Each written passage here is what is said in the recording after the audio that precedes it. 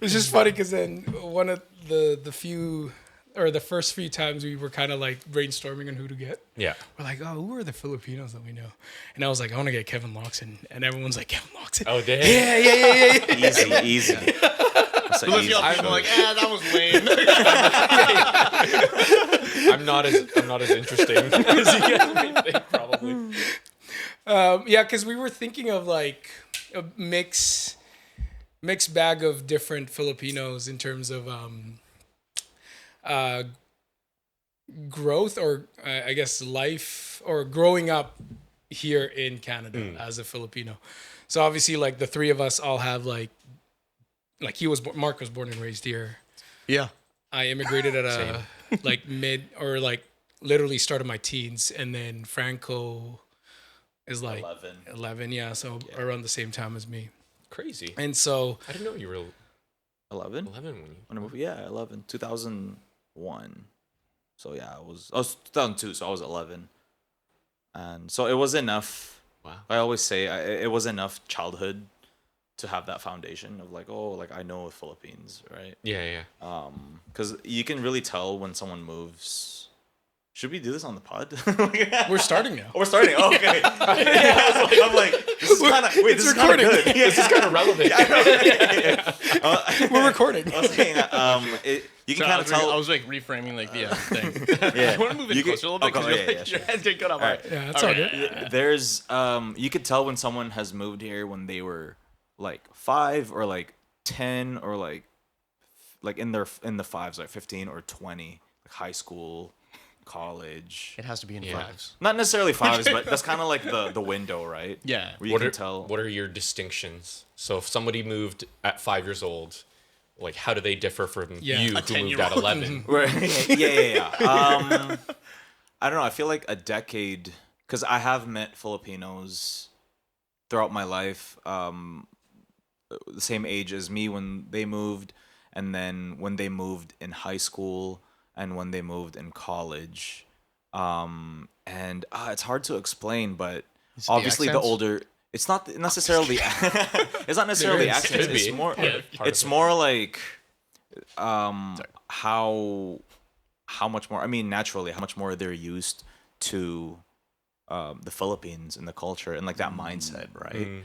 And it always depends on the person how they want to assimilate when they get here and how much of Canada they want to embrace and like learn more about, or do they, or is the other route like, oh no, like I can't seem to get away from back home, right? And so yeah, it's interesting to see like the different, because I know some people who moved here, like regardless of whatever age they were, and then like 2 years later they're basically like super westernized, right? Like mega westernized. And it's so like, is it like a willingness to assimilate kind of thing? Yeah, I think so, but yeah, it's just an interesting thing that I observed throughout time, because even some of the jobs that some of the events that I work at, like corporate events, I know that the workers are Filipino and they're students. Yeah. Who for sure they only have been here for only a few years. Right. And it's like they've been here forever. You know what I mean? Like when I speak to them like at work, it's like, oh wow, like you're definitely a student and just working here for a little bit, and maybe they want to stay here permanently, but whatever their plans are, it's just interesting. Like, and I can tell some of them are more like, oh no, you're definitely like, I can definitely have that back home feel. You know what I mean? Like just talking to someone. So they recognize it in you. They recognize it in me. Like and I recognize it in them. So it's just been interesting to kind of observe. Why were we talking about that? He asked you a good question. You started talking about like that because I didn't realize that you had moved here when you were 11. Because that's a significant amount of like childhood. To have been in the Philippines. Right. Yeah. Leaving like 12 years old in the Philippines is essentially you graduated elementary. Yeah, it's like a big stepping stone already. And then you also miss all of elementary here. Yeah. Which is like you go straight to high school. That's what I mean. You're going to high school not having the same like framework that everybody else is going into high school with, just because you had a different experience. And so I don't know, maybe maybe you felt like you're like, I don't know, everyone else had a leg up because they all had this shared elementary experience. Anyways. No, it's true, because then like we were talking about this before, where school is easier when we got here. Like the first few, like the actual like academic stuff. Yeah, because we were learning Philippines.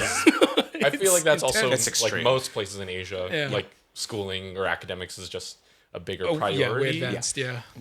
They start young like crazy, but that's not a knock on the academic system here in Canada. Like my sister is a former teacher. I have a lot of teacher friends. I also really enjoyed my the academic side. We're on record, but once we're off record.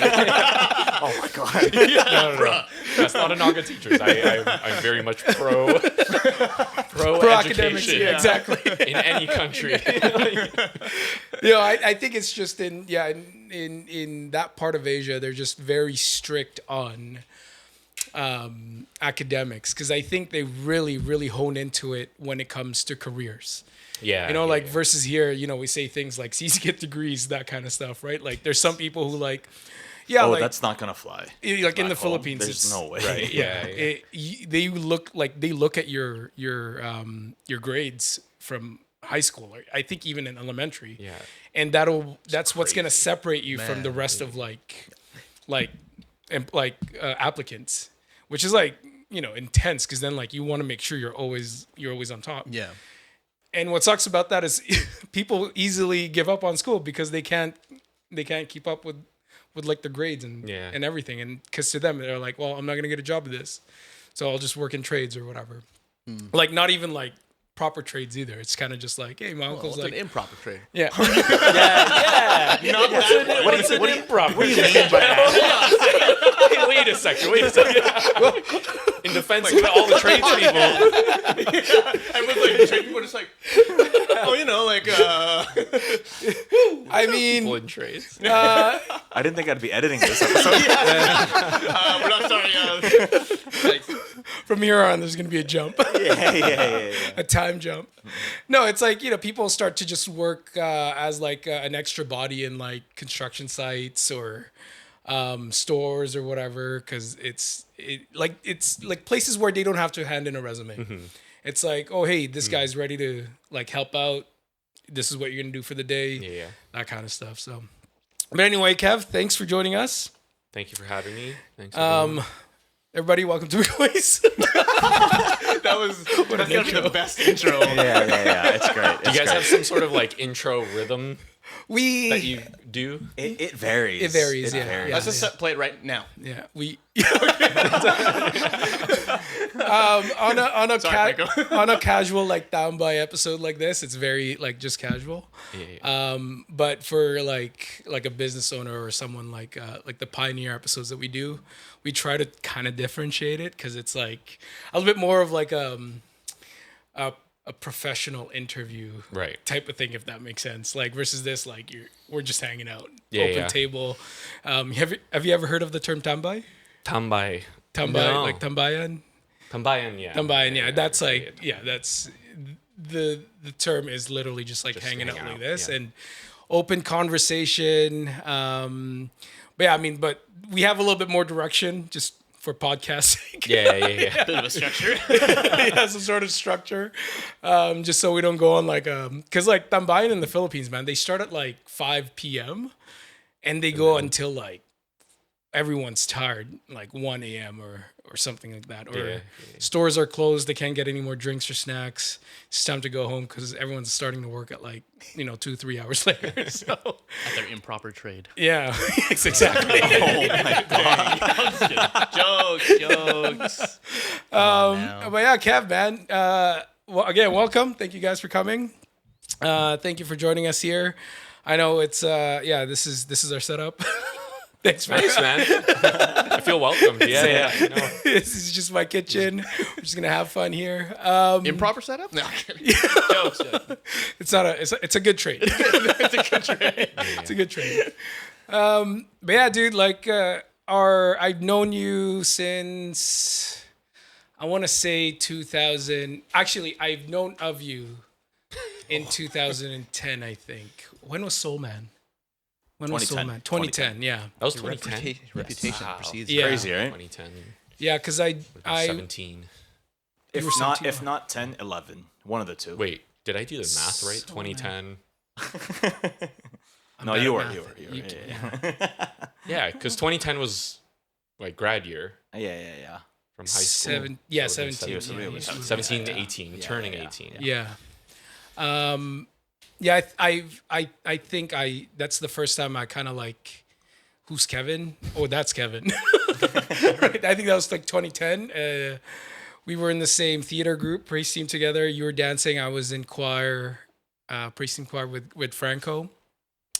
And I think you were teaching around that time too. Yeah, I think Yeah. I had been teaching, I think, at praise team the first year. I think I was 16 when I started teaching. I see. Which is probably too young. Too young. Like, nobody should be teaching and responsible for... Like, I think I was teaching teenagers at the time who were like 2 or 3 years younger. Again, well, I was a teacher's assistant with Menelaine, who some of you know, but Like dance teacher. Dance teacher, yeah, just to clarify. But Catapulted into like a leadership role early. yeah. And then, but I think we didn't really like start actually like hanging out and talking until like basketball. Yeah, probably. Don Bosco. Or maybe the youth group that we were. I think we started like, no, it wasn't even at DBYC. It was like the outdoor park. Like Frost Road. Yeah. Playing, Yeah. I think the first time you came out, I was like, whoa, Kev's here. Where's that? Frost Road? Fleetwood? Yeah, Fleetwood. Yeah, Fleetwood. Yeah. It's an elementary school Oh, near near Holy Cross. Near Holy Cross. I feel like I should know that. Did you ever go to 6 a.m. ball? He did, right? He did some. Oh, 6 yeah. So Guilford. that might have been. Yeah. That might have That's been. probably it. That's Yeah. probably Classic. it. That's a Yeah, classic. Yeah. I'm just not a morning person, so that I was never consistent. I live right beside it. Yeah, and it's easy people enough. are like, "Wake up, you're coming," and I was like, "All right, fine." Yeah, actually, no. There was a stretch though where I was as consistent as you could be, I at the could time, have been. Yeah. 6 a.m. ball. I remember then because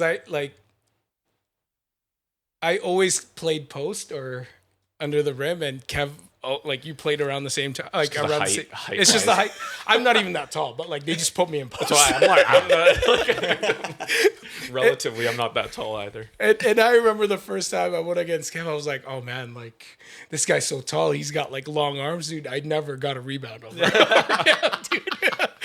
It's not even like it's hard. It's not even like, I can't box him out. It's just literally the length. Yeah. Like when and we I could jump. Yeah, when we thing. jump for the ball, it's like, Oh, there he goes. I'll just wait until the ball kind of bounce off to the side and then go after that. I can't do that anymore. Yeah. though. No, I haven't played ball in like a year or something like that. Oh, yeah, nice. like ever since I moved to Vancouver in 22, I think maybe I played like 3 times tops per year. Do people still do the 6 a.m. ball? Who's running the court at 6 They a.m.? still do they're Don still- Bosco. Well, No, at night though, right? yeah. At Don Bosco at DBYC, they do Thursdays at 8 p.m. Yes, that's what I But 6 a.m. ball, interestingly enough, I went to a wedding a couple days ago, Friday, and it's an old friend, and I sat with, because I went there by myself because there's like no babies allowed because of like alcohol and stuff. And I was sat with the husband's friends. So I was like, who are these people? Yeah. All right, I guess I have to socialize tonight. And it turns out that these are the groom's basketball friends. Oh, fun. And I was like, like, where do you guys play ball? And they're like, 6 a.m. And I was like, Guilford You knew what that was. I was like, Guilford Rec. You were like, wait, me too, back then. Hold up, like, when did you guys start playing? And they're like, 2019. And I was like, oh, because they play Monday, Wednesday, and Friday now. Yeah. It's not Tuesdays anymore where we used to play like yeah, Tuesday, Tuesday, Thursday. Yeah, Tuesday, Yeah. Thursday, 6 a.m.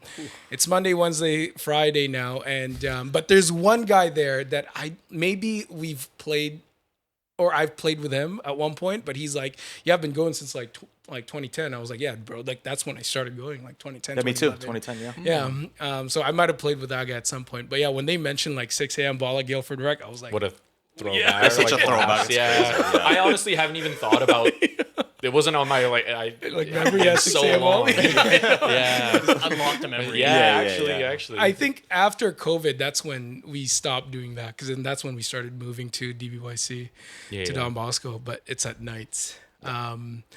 And let's go next. No, I'm just is this a sign? Bring it back. Dude, I haven't gone. I can't, man. The last time I ran, I snapped my ankle running across the court. I was also gonna say like 6 a.m. for the two guys like who live in Vancouver. No way, man. We have to drive out there early. But the other thing, I think that you and I first like kind of hang out wasn't even like in person, but we played video games together. We played Dead Island 2 together. Like this guy. Yeah, there's Dead Island. Dude, you were like the only person. You and Carlo. Because like I didn't really play the first game or something, and then like you and Carlo played, or was it Dead Island? No, it was Dying Light. Yeah, the video. Yeah. And then it was basically that kind of game where like you could join another person and like kind of join them wherever they were in their progress. Their progress. So Jill was already like had the best gear and weapons and whatnot, and I'm just like this fresh spawn that's coming in, and he's like, "Oh, here, let me just drop all this, like $5 million." So it was fun because like it was kind of one of the other first times getting to like socialize with someone like playing video games. It's like a different bonding type of experience, but it also wasn't fun because like I was just so overpowered from the beginning. Who is this guy? Yeah, so it was a different kind of fun. But Dying Light, that's hilarious. It's janky too, so it's not one of like the smoothest games. It's like parkour zombie, open world parkour zombie. So it's called Dead Island. That was another one. That was another game. That was another franchise. But Dying Light was with Carlo we played that, and I was playing that for so long, and I had like all end game stuff. Yeah, he joined in. I was like, watch this. So funny. He's got like all the OP When was this? A while ago, like ages ago. This would have been maybe early, if not pre-COVID. Definitely. Right? Definitely pre-COVID. Yeah, because Dead Island 2 just released, and that's when we kind of started playing the game. We played a little bit. We spent like some nights doing that. Yeah, like, it was fun. I remember like just going home because I'm like, I want to play this game. Message him like midday. I was like, we playing tonight? Yeah. Oh man, good times. I think I tried to. We played Destiny as well. I played so much Destiny. So that was like my. That was your game. That was a big Destiny? game for me. Wow. Yeah. And a lot of the other the first one or the second one? The first and second one. Okay, But then the second continued way too long. It kind of fizzled out. Yeah. But the first one was like unbelievably crazy. There was like a lot of YFC guys actually, or CFC youth guys that like played and do raids together. So fun. And then I kind of got I was like the Jillian for a lot of those guys. I was like Sherpaing them through raids and soloing like entire sections. Like by the time you get to the boss, it's like almost dead. It's so easy. And it's just Kevo like fighting. The boss. Oh man. So like Destiny is like. Yeah, I think I played some Destiny with you. There's another game that's like at the tip of my tongue right now that we also played. Frick, what is this? What's the gameplay like? There's Destiny and there's another one that I feel like we played together. I can't remember it right now. But anyway, that's like the video games I had. Anyways, with Kev. It's like either basketball or COD. Did you play COD with us too? A little bit? Not really, no. No. I thought you were playing Black Ops with us. Like no, Black I Ops wasn't 3. much of a COD guy. It might have been Carlo. Oh, definitely Carlo. Yeah, definitely Carlo. Yeah, Carlo's in it. Even Nat played. Oh yeah. Crazy. I remember a couple they were killing it. Yeah, they carried the team. Yeah. Am I playing? I'm like, wait, Nat? I'm like, is this actually Nat playing or is this her brother? Yeah. And then you hear her on the mic. It's like, all right. No, yeah. Locked in, just like. Yeah. Those were the times. Yeah. Oh, dude. Yeah, maybe one day we'll if there's another. I know Destiny 2's still going on, but I kind of just gave up apparently on it. this is okay. We're getting too far into it, but apparently it's like ending as a live service game. Oh, really? Finally? Yeah. I'm sure there's gonna be a game that comes out, and I'm like, I see Kevin's playing it, and let's play together. Yeah. Which one? Which one? Mecha Chameleon?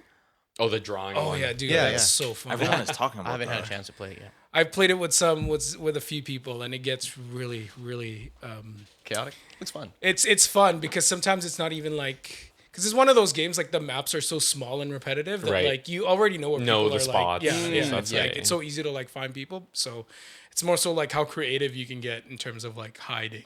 Yeah. But we'll find some other video games that's gonna come out soon. Maybe GTA 6 or something. I don't know if we're gonna get into that. Yeah, probably. Bigoy's gonna get on Twitch. Which one?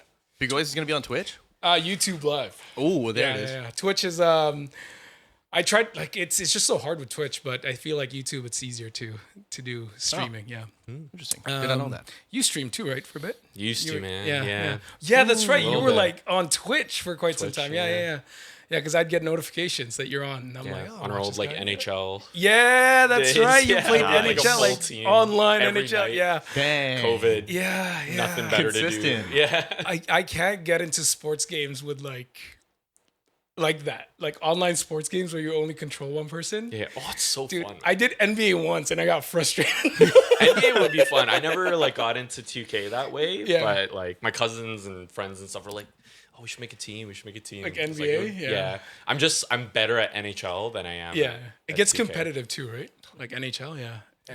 In the I remember best those way. stream days, and you had a camera too on your stream. Yeah. Dude, get back into it, man. You should. I don't know the time. I also like this has plagued me. Again, this is like I feel like we're supposed to be talking about me and us as Filipinos. Now we're just talking about video games. Yeah. But I just feel like I have too many hobbies. I see. I that don't know makes about sense. you guys. Yeah, like that I makes sense. too many interests. Yeah. So then I get like there's moments where one thing will pull me here. I'll spend a couple days up there on this. It's just like everything, like books, games, comic books, manga, anime, like sports, like for sure. actually being outside and living life, and then on top of like regular obligations and all that. Yeah, just too many interests. Yeah. I've kind of had to narrow down for myself because it's the same thing. Like I like stretch myself out. Yeah, It's then you kind of don't really. Well, not always, but I think it makes it tough to make any progress. yeah, for sure. Some ways, but Speaking of Filipino stuff, we got you here because obviously you're Filipino. What? What? You're not? Cambodian. No, I'm Filipino. Were you born and raised in Canada? I was born and raised in Canada, in Surrey Memorial Hospital. Wow. Shout out. Yeah. SMH. Were your parents born and raised here too, or? No. My parents. So my dad was born in Bacolod. Okay. And then my mom, I think she was born in Manila, but I know her family's from Pampanga. Okay. Pampanga, which is like just kind of like northwest of Manila. But yeah, all of her family. Actually, I don't want to say all because maybe there's family I don't necessarily know about. But all the family that I know was like kind of in and around Manila, even now to this day. That's okay. So, but a lot of like my family that's here in Canada now or in around Vancouver, mostly I guess all in Surrey, are from my mom's side. My dad had like one relative. It was his aunt, who I think of all of our family, she was actually the first family member to immigrate here. Oh, okay. And so she I think was one of the people who kind of paved the way or like made it possible for my parents to immigrate here eventually. But so they met in the Philippines. Yeah. Sorry. I see. So so my parents met in the Philippines. They worked for Philippine Airlines. Also nice. together, the two of them, and then was he a pilot? And my aunt? No. Don't do this. Both my parents have accounting backgrounds. Okay. So and my aunt too. Yeah. They just also happened to work at Philippine Airlines, but I don't know if they met before that or after that or where it was kind of in the timeline of their lore. I feel guilty now for maybe not being sharp enough to remember all of their like pre-children lore. Yeah. But anyways, or it might have been during school or like university, college where they met. But they had my brother. So I'm the youngest of three. My brother was born in the Phils in 1985. And then my parents immigrated in 1987 because my brother was 2. Oh, okay. Yeah. And does your brother still like obviously he immigrated at 2? So he probably does he have like They didn't leave him back then. Yeah. No, he's here. You watch the house now. He immigrated as well. Yeah. Did he have any sort of like well, I guess he's 2, but like any of you and your siblings, did you guys have any sort of like Filipino upbringing in your household? growing up? Yeah. So like before I think we started recording, we were kind of alluding to some of I guess we were recording when this happened. Not good memory, but Franco was talking about like the different ages when you immigrate and like how that kind of affects your Filipino-ness or whatnot. And then we talked about, your own, I guess, intent to assimilate impacts that also. I bring all that up because I think like my parents, I know, kind of made an active, like intentional decision with regards to parenting us kids here in North America, that they didn't necessarily like enforce a lot of like Filipino culture in the same way that other families may have. An example is just like even the use of like ate and kuya. I think like I vaguely remember, because again I'm the youngest, I vaguely remember calling my brother kuya for maybe like I don't know, the first couple months of my like speaking years, per year or whatever. Even my sister, I think she'll agree with me when like I say that, like, we maybe called my brother kuya for like a little bit, but then that's an example of something my parents didn't necessarily enforce moving forward. They were like okay with like us not like learning Tagalog also even, but the decision for that was really, I know on my parents' side was, again, just to give their children, as good of a start here in this foreign country for them, but like, my sister and I both being born here, they just wanted to make sure that we adapted and grew up in the culture that we were like physically growing up in. So like there are ways in which, of course, like kind of the Filipino culture was present in my family life, just because that's the culture that my parents were growing up in, and that's the framework of like their parents to them. So they instilled a lot of that sensibility in us. But like I think like language being one of the intentional decisions of like, you guys don't need to learn Tagalog. They didn't speak with you guys in Tagalog? No, actually it was kind of like, it was one of those things where I think maybe somewhere along the way they're like, we could just keep this for us, so that when we talk about our kids, you don't understand. Exactly. My brother is better at understanding, even my sister, like, than I am. I think it just got worse and worse down the line. But like the thing, like, so for me, when it comes to like Tagalog, is like if two people are speaking Tagalog with one another, I can like parse out like what the conversation is and understand it pretty well. And then as soon as like one of them turns to me and then directs like a question, then I'm like, bonjour. Je prends le français, or whatever. Gracias. But that's where like kind of my Filipino comprehension like just stops, is like as soon as it gets directed to me personally. You start panicking. Like, no, just keep talking amongst yourselves. I'll figure it out. But yeah, like, so that's one thing I think, admittedly, like I kind of wish. And I know it's never too late to learn. But like you're such a sponge when you're a kid, and now it's like if I tried to learn Tagalog, like, again, who's to say? Maybe one day. But like I do kind of like wish that my parents had like given us more than like nasan yung medyas mo. Which is like, where are your socks? Dude, that was kind of really good. You could tell. He's like playing with us this whole time. He actually speaks like, no. Oh my God, you got me. I'm just saying that phrase is so ingrained because like I guess I kept losing my socks. I kept losing track of them. Yeah, that's so good. So, I mean, that is true in a sense that like. I mentioned this a few times before already, but when we moved here, when my sisters and I moved to Canada, my mom didn't want us to like speak Tagalog at all. Like anything that like, at home, she was like, "No, you guys are speaking English here." I guess the whole ate stuff or ate kuya stuff like that stuck around because we were old enough to move here that we called each other. Oh, my sister, my younger like their name. Yeah, exactly. Already. You don't even say their name. They're just like, oh, that's ate, that's kuya, tito and tita, that kind of stuff. But everything else in terms of like, yeah, like growing up in a new country, they're like, my mom was very like, no, like don't speak Tagalog, don't watch anything Tagalog, Wow. like Actually, yeah, It's like reverse psychology. I think there's just so much non-Tagalog content at the time, like cartoons and shows and whatnot. So it's like also like TFC, as an app or whatever, like just the streaming was like impossible back then. So it's like, there's nothing Tagalog to watch anyway. Yeah. So well, there's one channel, Omni. They have like Omni News, yeah. They have like Bubble Gang. I don't know if you guys know Bubble Gang. In Omni, Bubble Gang, that Bubble Gang, like late night. It's like SNL, but Filipino, right? Yeah. But it's like SNL hours as well. Dude, it's so legit. Like, imagine SNL but Tagalog, with like right? Filipino humor, and they're parodying everything. Yeah. Like, is it still on to this day?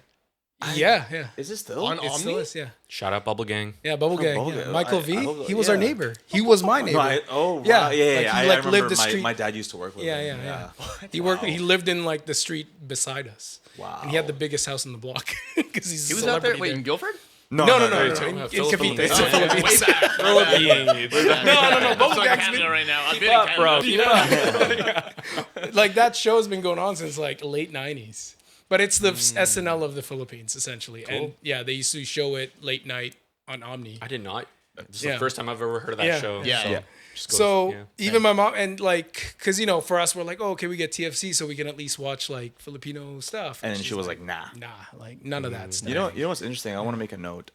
Your parents and your parents, that mindset of like, no, you're going to adapt, like you live here now, that comes from a pure place of like just parental parenting,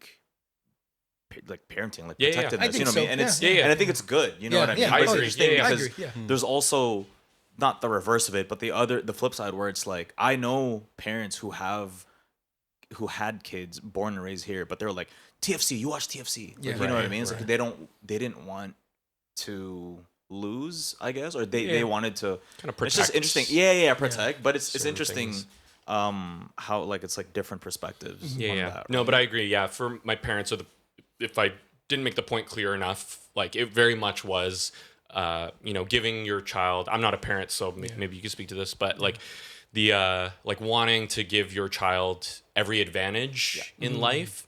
And like both my parents, like they had to find work here again, in a workplace culture that was not the Philippines. Yeah, and exactly. So they're also adapting, to this new country. And mind you, I was born like a couple years after they had moved, so they were already a little more acclimated to Canadian culture. But I can imagine for them, like how challenging kind of even just adjusting to the workplace or adjusting to the language here in a professional setting, what that like experience might have been for them, so that when it came time to like my sister and I being born, or like with my brother and like parenting us, some of their own personal experiences or friction with the Canadian culture and moving here, probably again to avoid some of what they experienced, the negative stuff at least, they, again, made the decision of like, you guys, go to school, learn English, watch whatever shows, be a part of the culture that exists here. And, we're not going to enforce you needing to learn Tagalog or watch Home Along the Riles, which is that one show. Classic. That I can recall. Anyways, second movie coming out. But yeah, so like, I've always like really kind of felt that from them, that it was just like, I didn't learn Tagalog, but I understood it. Like I understood the reasoning behind it. I never kind of held it against my parents or whatnot. Because again, I can always like pick up my phone and learn Tagalog it's so right easy, now if it's I wanted so easy to learn a new language. Well, easier. It's easier, But anyways, I'm like not learning wise. Not a sponge anymore. Isa, dalawa. Yeah. No. I can count. I mean, I don't blame them either. Like, I don't, my mom, like, I don't have no hard feelings with that. I think it's more so, again, that protectiveness, or like getting us ready for when we actually start our life here as an adult, right? Like, also because like, her younger sister, so my cousins were essentially all born and raised here too. So it's one of those things where it's like, sure, you can like be Filipino at home, but once you go out there as an adult, when you start looking for jobs, or even like when you start going to high school, college, and all that kind of stuff, like she wanted us to be ready to just like to turn socialize, off the to know what to do exactly. Like, well, not really turn it off, but like know what to do. Know how to converse. It's so interesting though, because I feel like some of this like just kind of Filipino identity stuff has like come and gone in terms of like being at the forefront of like my mind or reflection. And it's like I 100% like agree with or understand where my parents were coming from and all of that.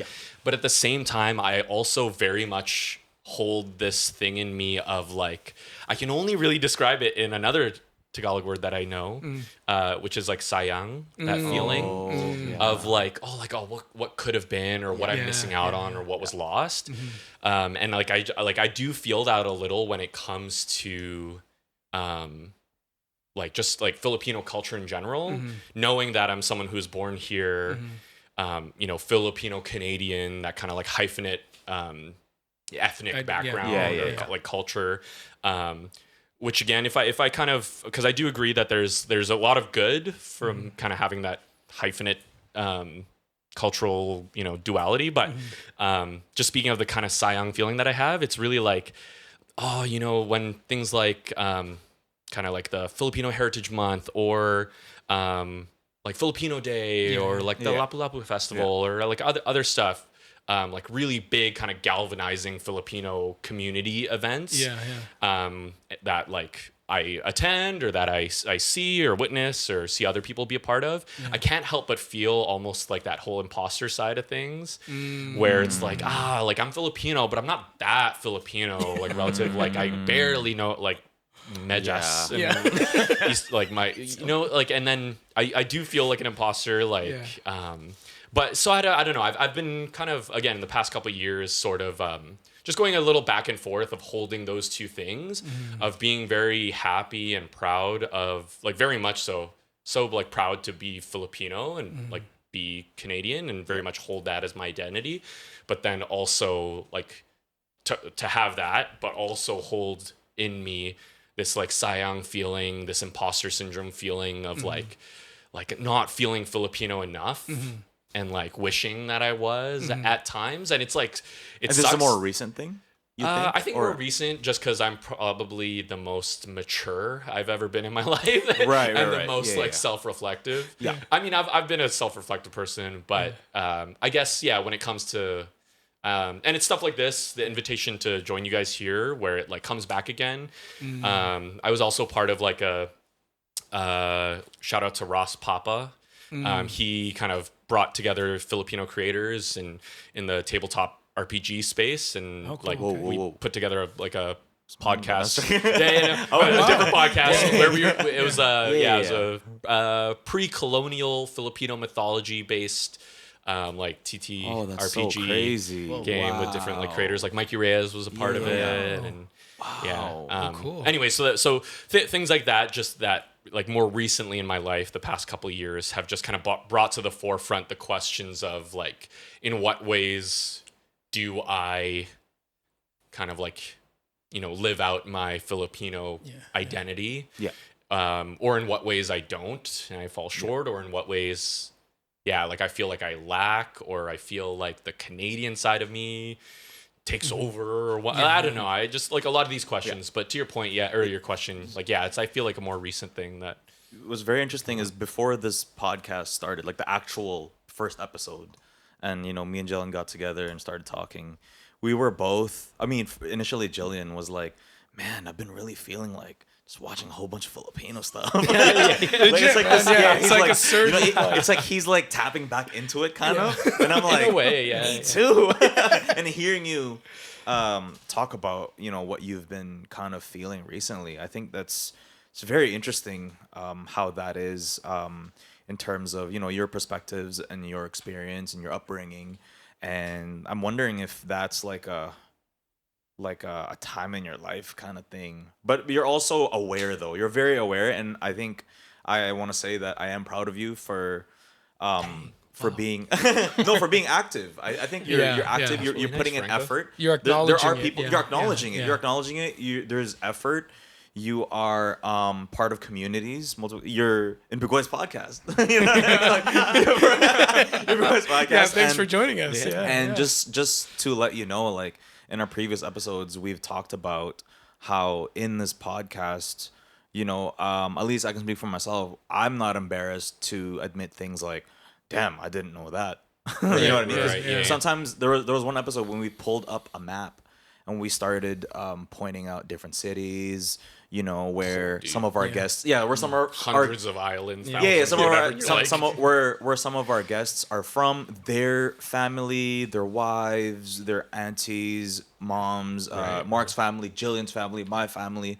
I think what shocked me was just like the distance. The distance, of everything. But between just certain places, exactly. No, but just in general, like, damn, I didn't know that was there. And I'm okay admitting that on camera. Like, I didn't know, and I'm okay to learn, like, publicly. And I'm really grateful for this platform that we have, and just to be able to explore more of our culture. Yeah. And it's been great. Cool. Like every episode is such a learning experience, and whether or not like we're mostly trolling or or actually like deep convos, like the one that we're having right now. And it's been really great. Like it's been really educational, and I'm learning a lot. I'm learning more. Like it's giving me incentive to like study certain things. Cool. Like, oh wow, like this region has these things, and maybe eventually we will be able to travel Philippines and do stuff. And I'm just kind of wondering, just a thought, if that's like it's like an age thing where it's like we're at our time now where it's like more self-reflective for sure, but in terms of our identity, especially as Filipinos. Or is this all just a big coincidence? Like we just did a pod and now you're here. All these people together. Well, one of my biggest things was curiosity, right? Like I wanted to tap into my culture again, and that's what I was telling you. It's like this is something that I can kind of relate to what you're saying. Like the whole sayang thing is because like a huge chunk of my life, like I want to say huge, but maybe like half of my life here in Canada was me trying to erase my Filipino identity. Right? Yeah, like, I can't even imagine. And that's a bit extreme, actually. Yeah, right? To me, like it came to the point where like I literally hated being Filipino. Yeah, right. Yeah, like there was like a part of me where I was like, oh, I don't want to be identified as a Filipino. Right. And like when people like mistake me for being like Chinese or Vietnamese or Japanese, I'm like, heck yeah. Like, Oh, really? Wow. I embrace it because it's like as long as it's not Filipino. Was this your teenage years? Yeah, teenage years. Because then like I have like friends who's like we're kind of in the same like area too, where they're like they when we're somewhere and they're like, oh, this guy's definitely Filipino. Like they didn't like that, and then it comes to me and it's like, oh, this guy's not Filipino, and I'm like, yeah, like I'm proud of that, or I was proud of that, and it's the same thing. Like throughout those years, like I didn't speak Tagalog. Like when people talk to me in Tagalog, like I would speak with them in English. At home, like I wasn't using spoon and fork. I was just using fork to eat. Yeah, I still ate like rice and stuff. Which like that. I think is crazy. Like spoons and forks exist. It shouldn't be this like Filipino non-Filipino thing. Like everyone should just eat with a spoon and fork. Yeah, unless it's like the. I think it's eating your hands. Well, there's the eating hands, but like. I mean, in Southeast Asia, it's spoon and fork is a thing. Like they use it in Thailand, they use it in like Vietnam and whatever. Yeah. I just think like functionally, it just makes sense to have two of something. Like you got two chopsticks, you got spoon and fork, or a fork and knife. Like just a fork for me is like inefficient. Yeah, no, I was just eating with fork. It's like that's wild. Like I didn't want to. Wait, hold on. Why just the fork? Because it's more Canadian. It's more Canadian. Or like North American. Using like doing this with spoon and fork was like. I'm not Filipino anymore, so take out the spoon. It went that deep. Me like That's wanting crazy. to erase my really my crazy. identity as a Filipino, right? Like I didn't look at Filipino content. Anybody who's like Filipino based that are in Vancouver, I'm like, Yeah, he wasn't a big Pacquiao fan for those years. Money on Mayweather. Yeah. All the watch parties, he's just sulking on the side. He's rooting for the other guys. Runs like a TM t-shirt. Low-key. Arms crossed. This is No, I think it was after. Let me see. This was probably around grade 11 is when this happened. So I watched a few Pacquiao fights before, and I was like, yeah, Pacquiao, and then like it kicked in, and I was like, yeah, no, I'm good. Like people who would wear because that's when they started having like those Philippine flag sweater, the tracksuits, man, and all that stuff, and I was like, oh, just not a tracksuit guy. Because like I don't know, it was like I don't know where it came from. Honestly, it was just one of those things where for me it's like I don't want to associate myself with Filipinos. I don't know if it was embarrassment. I don't know what it is. Yeah. Maybe I honestly don't know. And then like it kind of just continued in a sense where it like kind of became natural for me to not do anything Filipino. Like there was a point where I went like vegetarian. Like I didn't eat meat, rice. It was like just wild. It lasted like 3 months, and I was like, oh, man, like I'm pissed every day. Like, I really like honed into like wanting to just be Canadian, and then very recently, probably around like COVID time. Yeah, it was like COVID times where I was working with a fellow friend, and he asked me, he's like, what's wrong with being, and this was like 2020. So like, let's say from 2011 to 2020, I was like Filipino. Yeah. Like that's me back then. Right. So it's like, it's not really a forefront for me. Like I never got it. Period. It's a long period. Yeah, exactly. Like when people are like, oh, this guy's Filipino. I'm like, great. Like, cool, move along. Right? Yeah. That kind of stuff. I didn't go to like Philippine Independence Day, like that kind of stuff. But yeah, my friend kind of just asked me, he's like, what's wrong with, being Filipino? And I couldn't answer him. And right now I can't even give I couldn't even like. He sunned you like crazy. Exactly. I got sunned. Called you out. Called you out. It's like why? Explain. Shoot. Like what? It just came out of nowhere. Like when you were talking to him about it. Yeah, like because we worked together. It was probably such an innocent question. Yeah. Like, what is wrong? And you were just it wasn't like confrontation. And then it was but for him, he was going through all this stuff. Yeah. So crisis. like he was just genuinely like, well, what's wrong with being Filipino? I couldn't give him an answer, and I was like, "You're right." And even now, like, I can't even explain why I did that, right? Yeah. So, and then, like, ever since then, it was kind of just like me again, slowly tapping into it. Like, started listening to like OPM, like Filipino music. Shit, me too. Yeah. Started like exploring Filipino restaurants. Yeah. I think what made it easy too was my wife now, when we started dating in 2016. It wasn't really like Filipino centered until like around that time. And then, I started to appreciate like her mom's cooking more. Yeah. And I started to reminisce about like Filipino foods I used to eat because she would make them, that kind of stuff. Yeah. And it's like, oh man, like there's so many things that like I missed out on or like I tried to forget. That now there is that kind of feeling of like, man, like there's so many years that I didn't like my learning years, like high school, college type of thing, where I could have explored more. Like I didn't. I'm kind of going through the same thing as that, where it's like, man, I wish I did more.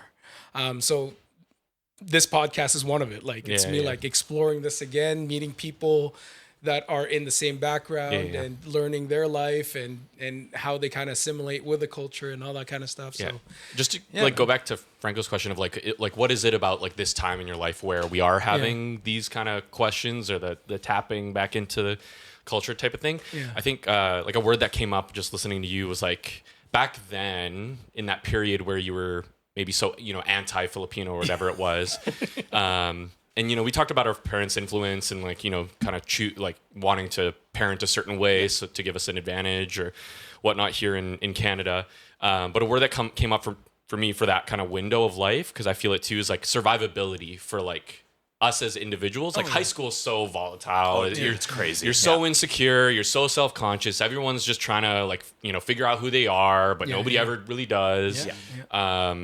And so, like, I think in that period of life, it makes sense that you were feeling that way or maybe going away from your Filipino culture because it was just like a survival mechanism to exist and thrive or to make friends or build community here in Canada or in your school or at work, wherever it was, where kind of the Filipino culture, not that it wouldn't serve that, because I think nowadays it can for sure, but like your Filipino identity at 17 years old, like with a bunch of like North Americans or something, isn't going to necessarily be like common ground to make connections and relate with people. And kind of a survival instinct would be just to like, let's kind of, assimilate to blend in. Exactly. That way we can have common ground and survive, or so I don't stick out and whatnot. And again, it's just like, at least for me, I'm very much talking from my own experience and kind of like thinking back to that time in my life as well. It's just like, you're just so insecure. So to answer your question a second time, like I think it's this point in my life where I am a bit more like curious or having this kind of like Sayang feeling. Is that like I'm also just like I'm the most mature I've ever been, which also comes hand in hand with like being like the most secure in who I am I have ever been, where like I could not that well I just don't put as much stock in other people's opinions and perspectives of me than I did at 17, 18, even like 20 throughout 20s and whatnot. It's just like, well, I feel like, I'd like to imagine that we're all at, that stage of life where we, for sure, we know who we are, we know who our people are and whatnot. And then kind of the Filipino identity that we have and that we've cultivated in some or like different ways, you guys being born there, and us being born here and just having families and community and whatnot, like that we can like tend to that identity or that part of ourselves now at this point in our lives, because like we don't need to be insecure about it or self-conscious in the same way. Because like, I don't know, I think about like if like World Cup was any indication, where like being able to celebrate where you come from is so magnetic, I think. Like there were so many people, which was awesome. Like that was kind of one of my favorite things about like being like now living in Vancouver, getting to experience something like World Cup. We were just talking about, Jill's by like the neighborhood. Exactly. Yeah. So you saw a lot of it or got to experience it. But yeah, just kind of the celebration of like all the tourists that were in town, like the celebration of their own countries and all the pride that they have. And it was based around sports, but just the language, the food, the like just the like each other's nationalities. Again, it's so magnetic, where like I find that attractive in other people, where like they can absolutely just like celebrate this part of them. Because it is genuine. It is who they are. It is who someone is, right? Whether or not you grow up here. It's cool to see. It's really cool to see.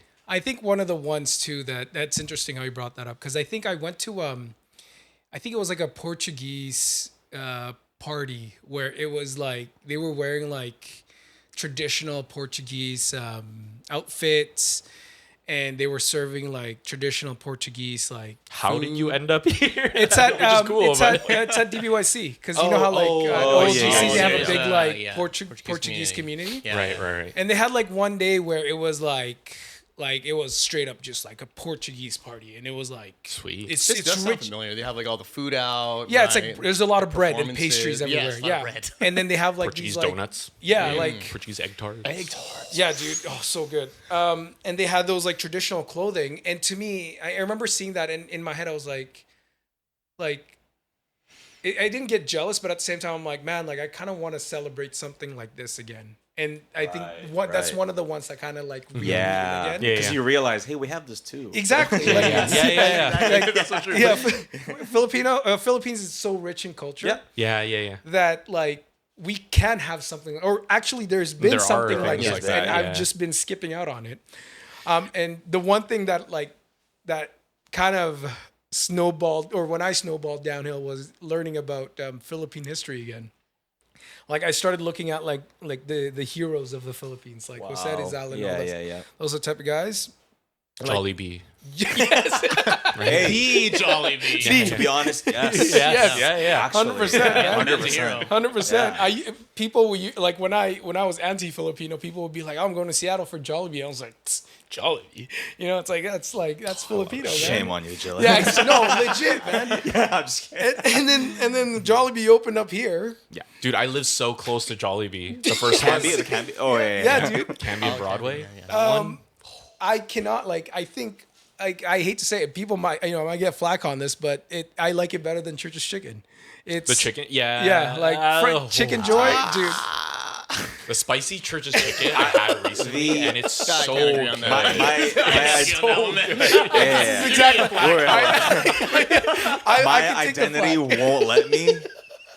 I can't, bro. I don't know. It's Jollibee's number one, no matter what. Ever since I had Church's, both are really good. Both are really good. It depends what you're. Yeah, but where do you place Jollibee? Is it Jollibee or Church's first? That's why the Let's move on. Yeah. 1A, 1B. Let's move on. 1A, 1B. Let's move on. 1A, 1B. That's like the grade system in the For me, it got overhyped. It's like, oh, Jollibee is the best. But I guess I've only ever had it here in North America. Maybe if I fly to the Philippines, I have it there. Maybe it'll change my mind. But until then, you know what's interesting is I actually didn't have a lot of Jollibee in the Philippines when we were there. I was a McDonald's kid. I think my parents just preferred McDonald's when we were growing up. Like we were always at McDonald's. Like Jollibee wasn't really like Chicken Joy, like that whole chicken and rice, that kind of stuff. Like we didn't really have that growing up. It was because even McDonald's in the Philippines, was it a proximity thing? They had fried chicken. Was it because Jollibee was farther? No, or it was just preference. They're usually right across from each other. They're everywhere. Side by side. They're usually right across from each other, but we go to McDonald's. Okay. Yeah, and so growing up, it's like I knew the taste of McDonald's cheeseburger because I would eat that with the pickles and all, and chicken and rice from McDonald's. See, so even your parents, like in the Philippines, were a little anti-Filipino, so that's probably got it. Yeah. Subconsciously, they're already like not going to Jollibee. Yeah. Well, the other thing too is we were actually supposed to come our family was supposed to move in '99, is what I heard from my parents, specifically from my mom. Because I was born, 94. So we were supposed to move in 99. So growing up, Canada has always been like... Right, you were aware of... Yeah, a conversation in the family because her sister was already here. And they moved in 90, right?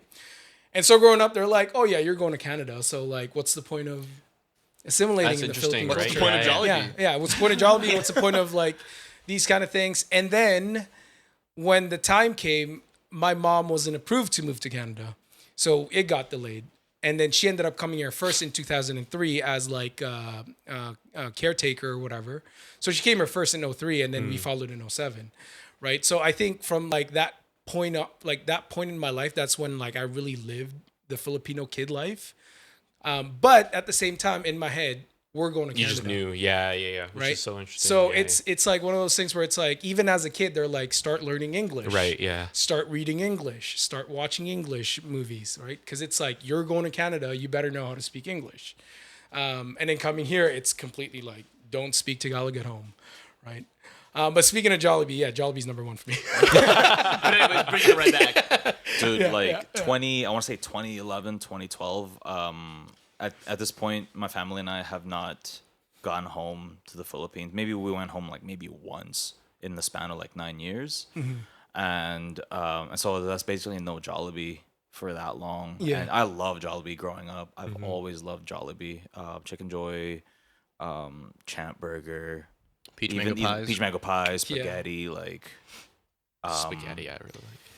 And so good. The going to Seattle was a thing. Yeah. I'm sure everyone remembers this because we didn't have Jollibee until like a couple of years ago. That was the closest one. It was the closest one. And so during this time, it was like a 2-hour drive Westfield Mall, just down past Blaine and Bellingham or whatever, going to Seattle, right? 2 hours. At that time, like I remember just being younger, I was like, oh, this is such a long drive, but it felt like it was like Frodo going to the... Yeah, it's like special. No, it was so special. Yeah, it was so special. Like arriving there, like we had just made it. Oh, is it still open? And we looked it up. It was open till 11. We arrived at around 10:30. Ooh. And And I remember lining up, and it was kind of dark already. It was already dark, not a lot of people in the restaurant, and you could order whatever you want. And I remember ordering so much stuff. It was like it's right beside Chowking too, right? Yeah, it's right beside Chowking. Yeah, Seafood City. Right? Seafood City. Yeah, and it was to me it was spiritual. Like I was with my family. I was so happy. I'll never forget it. I was with my brother, mom, and dad, and we were just enjoying our Jollibee. And it was like, no, he's a hero. Sorry. Yeah. There you go. He's a hero. Yeah. That's the end of the day. Yeah. Not number one. Yeah, that B is part of that poster. Yeah. Have you been to the Philippines? Yeah, so it's interesting. You said, the last time I was in the Philippines was in 2010. So it's been 16 years. Oh, wow. Yeah, Was that the first time? No. I had gone a couple times as a kid. Yeah. I think I have like photos of, or like my family has photos of us like having spent Christmas or New Year's there when I was around like 3 or 4 years old or something. And then there's like home video captured where like you're there as a kid and stuff. But it's all now just like memories from back then. Yeah. And then in 2010, I was there. We did like a mission trip at our like high school. At the time, it was like a yearly trip. I think it only maybe lasted a couple of years. Yeah. At Holy Cross, but at least I was in school at the time where these trips were happening. And then so our school did a trip to the Philippines, mostly in Manila, but there's I don't even like, again, it's just the time, like Yeah. you're a teenager, you don't like Yeah, you're not really paying attention. what's the itinerary? Like, okay, yeah. Meanwhile, now like travel, your Google Maps and anyways, so back then it's just whatever. But it was a school trip. We worked in like a Gawad Kalinga village and built houses, but probably just slowed down production. But like I felt bad. I was aware of it back then too. I'm like, you guys are much faster at making these bricks than I am. Like, I'm so sorry that we're here. Like, Can't speak the language. But I remember that like for the most part, like at least all the leaders, spoke English and whatnot. But I just remember being like, we're so slow at building these bricks. We're not helping you at all. We'll paint a wall. Maybe that helps. But where I was helpful, there was a basketball court in the village. And so we would like play basketball with the kids. And it was like, me, like Mike Rodas was on that trip too. And like a couple other people. But so that was our senior year in high school. We went on that trip. And so that was like the last time I went to the Philippines. But again, because it was a school trip, like we just went to that village. We, I think there was like one night in a like hotel when we first arrived in Manila, but we, you don't really, we didn't go out on our own. We were just, there. And then there was like 1 or 2 nights at some like kind of on the beach hotel resort type of thing. And that was cool. So I have a funny story. Can I share like Please. It takes place here, but there's this one memory that I have of Michael Rodas. Yeah. And for context, Michael Rodas is a very good friend of mine. He's my longest friend, that where I've known him since I was like 2-3 years old. So it's like History. Yeah. So it's like about a 30-year friendship, which is crazy, and that's how old I am. Deep lore. Yeah. But anyway, so he's like my oldest friend, one of my best friends. So we were both on this trip, and so at this kind of resort afterwards, I think that we did two nights there because we had or 3 nights maybe, because we had this routine that Mike and I ended up doing, like I think 2 days in a row or 3 days in a row, where so there was like a little store, or no, sorry. Let me back up. There was like... It was a sorry. Sorry. That's the thing. But anyways, so there's like a volleyball court. There was like an outdoor eating area. There was kind of like this like cabana bungalow type of thing that had like a straw roof over top, or like in the tree. Yeah. And then you could go, there was like a second floor or a second level, and that had like a couple chairs. There was like maybe only space for 2 or 3 people. And so, people are like in the afternoon playing beach volleyball, hanging out, getting food. There was a little store there. sorry. That where you could like buy snacks and all that. So anyways, but like free time. And we just kind of got in this rhythm. I think it was like 2 days or 3 days in a row where like sometime in like the mid-afternoon, kind of in that like siesta, take a nap, time, like Mike and I weren't even necessarily like together, like playing sports or whatnot, but like we would just kind of end up up in that second floor of like that cabana, and just like sit on the chairs there, and like whether he got there first or I did, I can't remember like who started it. But I just remember like the two of us ended up there in the afternoon. The like ocean is out, and we would just sit there, and like if you like just know like strong male friendships are the most like strong heterosexual male friendships are the most homosexual things, where you just like the love you have for one another is like so like too deep. Like, at like 17 years old, I say that in the most like respectful way, but it's so true. So anyways, just like the two of us are up there, it's so romantic. We're just like looking out over the beach, and then we would just talk about like life and stuff, which was like not uncommon for us, like as friends, still isn't, but we just talk about life back at home, family and whatnot. And then like just end up falling asleep on our like separate chairs. But just looking out at the beach, just like chatting. We would like count. I remember counting like lizards and like kind of playing I Spy and stuff. But so we this is why I remember it was like a couple days we were there, because like the second day would happen, like the second afternoon, and same thing happened. You know, everyone's playing sports, doing their own thing. Both Mike and I are also doing our own things, like hanging out with friends. And then like I don't remember who went up first, but like we would just end up at that spot at the same time, like kind of just like not even like communicating it to one another. So we did the same thing, counted lizards, talked about life, and then like I remember the last day or the last time we did it, same thing happened. We're just doing our own thing, and then I just had a feeling that Mike was up there because like we did it the past 2 days. So I was like, oh, Mike's probably up there. I don't see him around. So I went to the store, the little like sorry, and I bought chippy like chips, a bag for us, each of us, and then like it wasn't Coke in a bag because they didn't have that, which is like so Filipino, which I love, like the pop in a bag. But they had like the glass bottles of Coke, which is so good on a hot day. And so then I brought the chips and Coke up there, and then like it was our last day here, so like he was up there. Like sure enough, and so we just like sat there, cheers, like with our Coke and chippy, and just like hung out. No, that's like, and then it was just like it was like one of like such a core memory in our friendship. And then like I remember like again we would just kind of like sit there at times, like not even talking in between the conversation.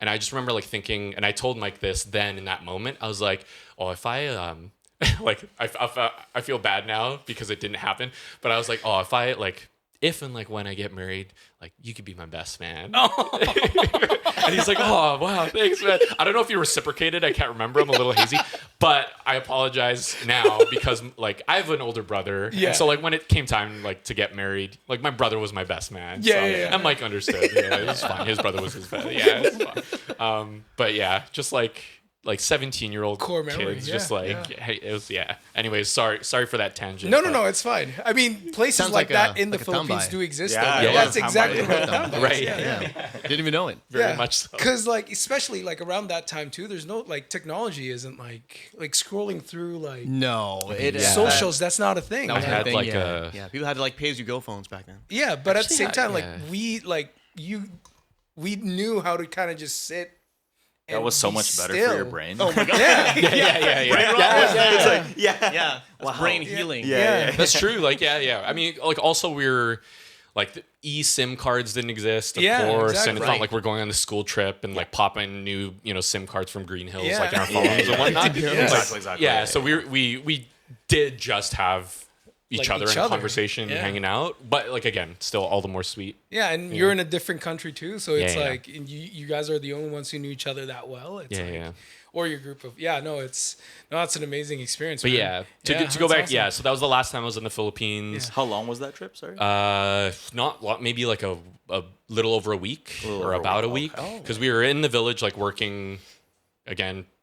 Like painting, slowing down production, playing basketball against the local kids and bare feet, schooling them. The workers there like anticipate it and they're like, those kids are coming. But I remember Canadians are coming. I remember having some of the best like banana queue of my life. Oh, dude, in that village, and then there were like all the white kids on our trip. They're like, I don't know, should I try it? It looks weird. And I'm like, yo, this is so good. It slaps. It's basically caramelized. Yeah. So like but again, like. oh man, vivid memory of like just going back for more. Yeah, like, yeah. Would you like? Do you have plans on going? Like I would love to. Yeah. Both like me and my wife. My wife is not Filipino. Oh, okay, I was gonna ask that. Yeah. She's full Chinese, though. She gets mistaken for Filipino a lot, and like has since she was a teenager, because she danced at Praise Team. That's where we met. And so just like Praise Team was just a lot of Filipinos. And then when we started dating, got married, like just by association, people assume she's Filipino because she can pass for Filipino. But she's full Chinese. But anyways, we both like would love to go to the Philippines. Like I don't know, my family has talked about like doing a trip or whatnot. My parents are like getting older, where travel like of that distance is like a little tough. Sorry. So it's always just kind of like talked about, and we would love to, but in terms of like concrete plans in the next little while, it's like it's hard to say for sure right now. But again, like I would love to go and make it a trip where and again, like that school trip was a whole other thing, but all the other times I'd been to the Philippines, you're visiting family, and like hanging out at each other's houses and maybe going out a little bit, and like I've even gone to like Bacolod and like see my dad's family out there, and again still you're seeing family. But like I hear about people's trips to the Philippines where they're going to like Palawan or like all these other places and El Nido and like doing the island hopping and whatnot. And I've never experienced that. Me too. Right? Like that's what I figured. Like most people's trips back home to the Philippines it's literally just are like, well, this guy's Same. Yeah. But yeah, so it's like just to like visit family, which is great and like very purposeful trip. But like I would love to do that and visit family, but then also do a bit of that, like see other than Manila, like see some other places in the Philippines. So 100%. We'll prioritize it. I'm sure. Like it's up there. We've now knocked off like a couple places that were on our list. Nice. For like traveling. So Philippines is just kind of probably getting up there. Yeah. Peak. Yeah. I do have this like big plan. Sorry, what was that? Finish up the houses. They're still there. I'm paper. They remember you and they're like, it's that good. Yeah. All these deficiencies. They're like, we're gonna have to redo this whole bit. They're still waiting for you. We've been waiting, man. Where have you been? Yeah. There's a whole like Holy Cross section of their village that's like just decrepit. Like, nobody lives in those houses anymore. Still under construction. Right? Yeah. Oh, it's so funny. Yeah, so I've been planning. I think it's like it started 2 years ago. This is part of like my Filipino like tapping into, is that I want to do a big Philippines trip with all and tell it to every Filipino that I know here. Yeah. And coordinate a certain time in the year. Like give like a year in advance and say, hey, I'm going to the Philippines around this time. I want to invite as many Filipinos from here as possible. So you can plan like a year in advance. Yeah. And then when that time comes, we all do like one massive meetup. Like we'll have our own itinerary. The great pilgrimage. Yeah, exactly. Back home. Yeah. Well, you have your own itinerary. Like you can do whatever you want. Like, but Start I'll have your own like Burning Man. Oh my god! It's like and all these. It's just a lechon. Yeah, that'd be awesome. like burning a lechon. That's right. It's just a lechon, and then we're tinikling around it. You've heard of Burning Man. Now get ready for tambayan. Yeah. Like tell it to everybody, and not everybody will know who's going. Yeah, it's just one of those things where it's like only if they're cool. Hey, it'd be nice if like it's all like I want to do this. I'm telling it to other Filipinos, and maybe like create like some sort of like Facebook group that would do like check-ins in terms of like, hey, we're going here. If you want to come. But like again, you have your own itineraries. Like each people or group will have their own itineraries. Give everybody time to go visit their families first, yeah, like and then after. If you want to go do your families, you want to go to Palawan, if you want to go to like whatever. Yeah. But there's going to be like one day where all of us will meet up at like at a Jollibee. Mall of Asia Jollibee or something. Yeah. Or like and go skating. Go to skating rink at Mall of Asia and Canadians skating in the Mall of Asia. Good old game of hockey. Yeah, legit. Well, like something or like Canucks that. Jerseys. No. Oh my gosh. And my Quinn Hughes Canucks jersey. Yes. Oh. Too soon. Yeah, it keeps staring. You do that, Sophie. Like, damn it. Yeah, like have like a massive meetup of just like Filipinos that I invited. And just all like meet up and have fun. Like sit in, like, fill up the food court and like That'd be funny. Yeah, that'd be cool. Yeah, dude. So I'll let you know. Yeah. If I get the so Facebook group invite, 2028. I don't know yet. We were like I was hoping to do it next year, but things has changed. You know, my kid's gonna turn 1 in December, so I don't know if I'd want to go to the Philippines with a 1.5-year-old. If I'm prepared for that. But yeah, like at some point in the near future, it's not going to be like 10 years from now. It's going to be like in the near future, and invite like, hey, sub 5 years, let's do it. Probably within like 3 to 5 years, something like that. But it'd be so nice, and just like we all meet up there and just like, hey guys, yeah. But we're not even like doing anything. Exactly. Like there's no plan. Like there's no like specific. Show like, up at a park and so. It's just like just Canadians in the Philippines, just to be Canadians in the Philippines. And take like a massive picture. It'd be freaking amazing. That'd be hilarious. I will definitely vlog that if that were to happen, or when that happens. Yeah. But yeah, that's something I've been telling like people here, like Filipinos, because there's a lot of us that like, you know, we're all in the same age range, and there's a lot of us that's like express desire in terms of like going to the Philippines or even just traveling in general. But yeah, and one thing that kind of enhanced that thought for me was when I saw mutual friends in Japan, like very randomly. You guys unplanned, yeah. Oh, cool. Yeah, it was like that always happens. It's like a lot of people are like, "Oh man, I can't believe I saw so and so in Japan." Yeah, it's like, but the thing was, we actually hung out. Like, you hung out, yeah, because it's like nice. you guys are in Japan. Let's meet up here. Yeah. And then like it's easy to meet up in a sense when you have that time, because obviously it's like, you know, every family's time. But I think it would have been more fun if it's like everybody was kind of there around the same time frame and would have like an idea of like what's gonna happen. But yeah, massive meetup there would be freaking hilarious or fun. Yeah, that'll just be super fun. But also, I want to go back to the Philippines, experiencing Philippines, not just family. Like the one thing that I told my wife was like, if we go, or when we go to the Philippines, I don't want to just be stuck with family. Like we'll land, we'll say hi to them, but we'll have our own thing. Like say hi and that's it. We'll explore Manila. I want to experience it with just, you know, my wife and my child. Explore Manila, go to like the province areas, like experience Palawan, and because I've never been to all those places too, man. Like I left at such a young age, and I didn't have kind of like the want or need to go when, you know, it's around that time where it's easier to kind of travel as a single person. So yeah, like, you know, again, sayang, like I wish I could have traveled to the Philippines on my own at some point during that time, but I was like, Philippines, nah. You know, like, I'd rather go to New Zealand and friggin' walk Mordor or whatever, you know, like. Have you been to New Zealand? No. Oh. So I was like,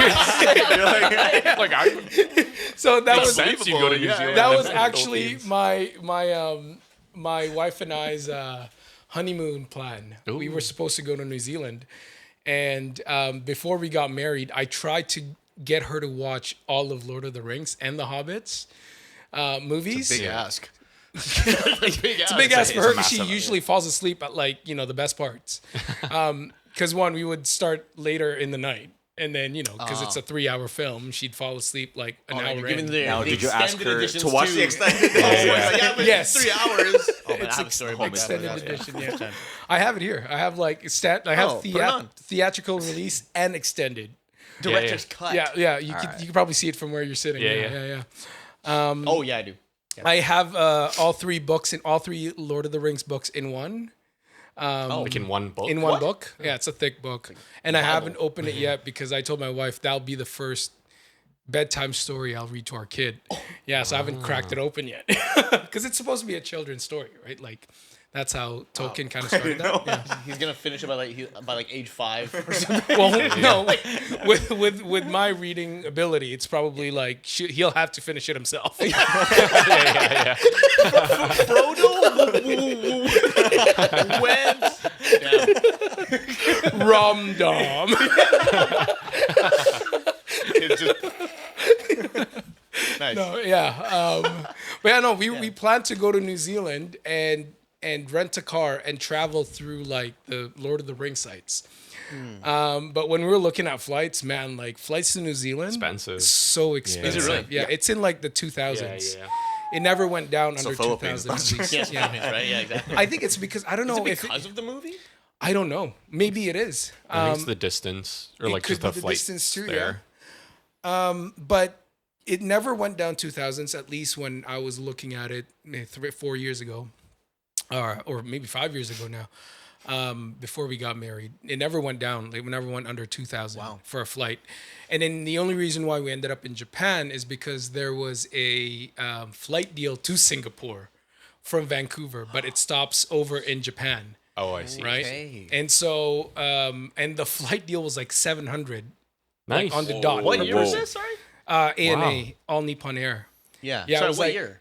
2023. Not too long ago. 2023. That's Yeah. deal. Sweet. It went down $700 from Vancouver to Tokyo, and then Tokyo to Singapore. And the way we kind of just planned it was we went from Vancouver to Tokyo and then had a 4-hour layover, went to Singapore, stayed there for like 4 days, which is way too long, by the way. In Singapore? In Singapore. Wow. It's such a Unless small you're country. rich. Unless you're rich. If you want to into like gambling and or casinos and stuff. That's like a big thing there. Yeah.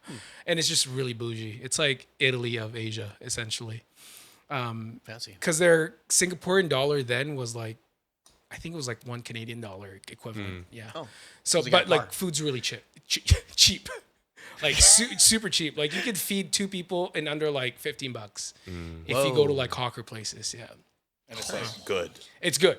Well, Singaporean especially if you food. like Yeah, Singaporean food, like so hawker good. food, like Hainanese chicken, that kind of stuff. I'm more of a deep fried type of guy. So I had to look for those type of food, but I still explored. Like I still Deep fried tasted. like not as common or something. No, it's like a lot of their food there is Too healthy. it's not too healthy, but yeah, like Hainanese, like it's steamed, right? Like, Gotcha. noodles, like soupy stuff. Also, I just realized we spent like the last however many minutes talking about New Zealand and Singapore. 2 countries that are not the Philippines. I didn't sign up for this. Stay on task. Which one's better, Jollibee or Turkey? Which, by the way, Singapore is a destination for a lot of A Filipinos. lot of Filipinos, a lot of expats. Yeah. Or, like, Yeah. people Yeah, there's a working. correlation right there. Yeah, We're yeah. back on track. Yeah. Even my did it. grandpa, my dad's side, like he was going to Singapore quite often. Like I remember as kids, he would give us like figurines, the merlion, the mermaid, the lion, half mermaid. It's a Singaporean thing. Oh. It's like Sounds a lion's terrifying. head, but like a fish tail. Doesn't sound very Filipino. I'm just kidding. It's MGM.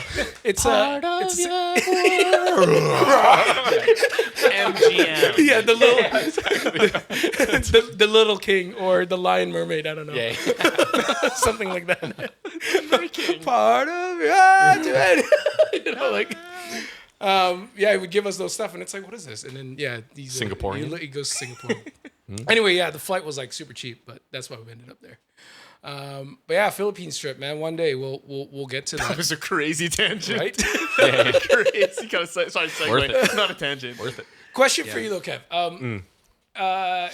As a Filipino growing up as a kid, did you have some sort of like did it come into play in terms of making friends in elementary school, especially elementary school? Like I don't know how many Filipinos there were back then around that time, but were there like any struggles in making friends? Like did you face some sort of like racism or like did you feel left out because you were a minority? Like was there like how did that kind of play into your... Yeah. Also, was it a public school or a Catholic school? So I went to a Catholic school. I went to Immaculate Conception in Delta. Oh, I see. Okay. Yeah. And it was a big school too. Like every grade from kindergarten to 7 had 2 classes.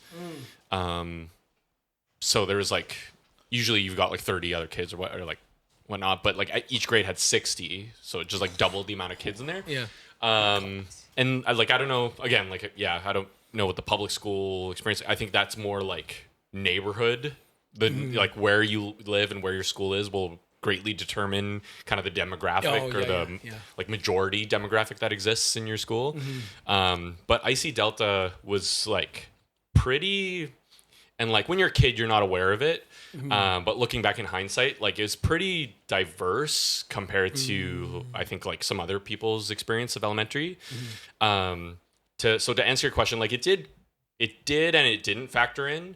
The biggest reason why like my Filipino heritage didn't really like wasn't a huge kind of factor in making friends or in my kind of elementary school formation was because like it wasn't like I don't think I was aware of it because when you're a kid, you know, just like the innocence and naivete of childhood, like you're not aware of things like race, therefore racial discrimination, you know, bullying and all of that. And so if I experienced racial discrimination, like 9-year-old me probably wasn't aware of it. So like in a sense, like I guess I was protected. But yeah, so I think it was a combination of like my school being pretty diverse and then me just being ignorant in a sense, like as a kid and just unaware of like race as a concept, right? Like as something, like I think maybe in the latter years of elementary, like, you know, grade 6 and 7, maybe that's where I, you know, like, oh, I'm not one of the white kids. Or like, oh, like my classmate is black. Like, yeah. Oh, there are a lot of Filipino, which there was enough Filipinos where I had common ground in that sense. And I knew that and was aware of like, oh, another like Filipino kid. Like I wasn't completely blind to people being like Italian or Filipino or African American or African Canadian. Yeah. I was aware of it at some point. It's like certainly, but it didn't like pervade a lot of like my decision making or my interactions with people to the same degree that now in my adulthood it does like kind of factor in where you are just kind of a bit more like aware or conscious of it. So yeah, like elementary school for me, like I can't pinpoint like an example of being like racially discriminated against or like I can think of examples of being bullied, but that was probably just because I was being like a butt head and I deserved it. Or like times where I didn't deserve it and I was just like kind of like being bullied or whatnot. But none of it, to my knowledge, was like race based because it's like, oh, this other Asian guy's like, like, you know what I mean? Like giving me heck or whatnot.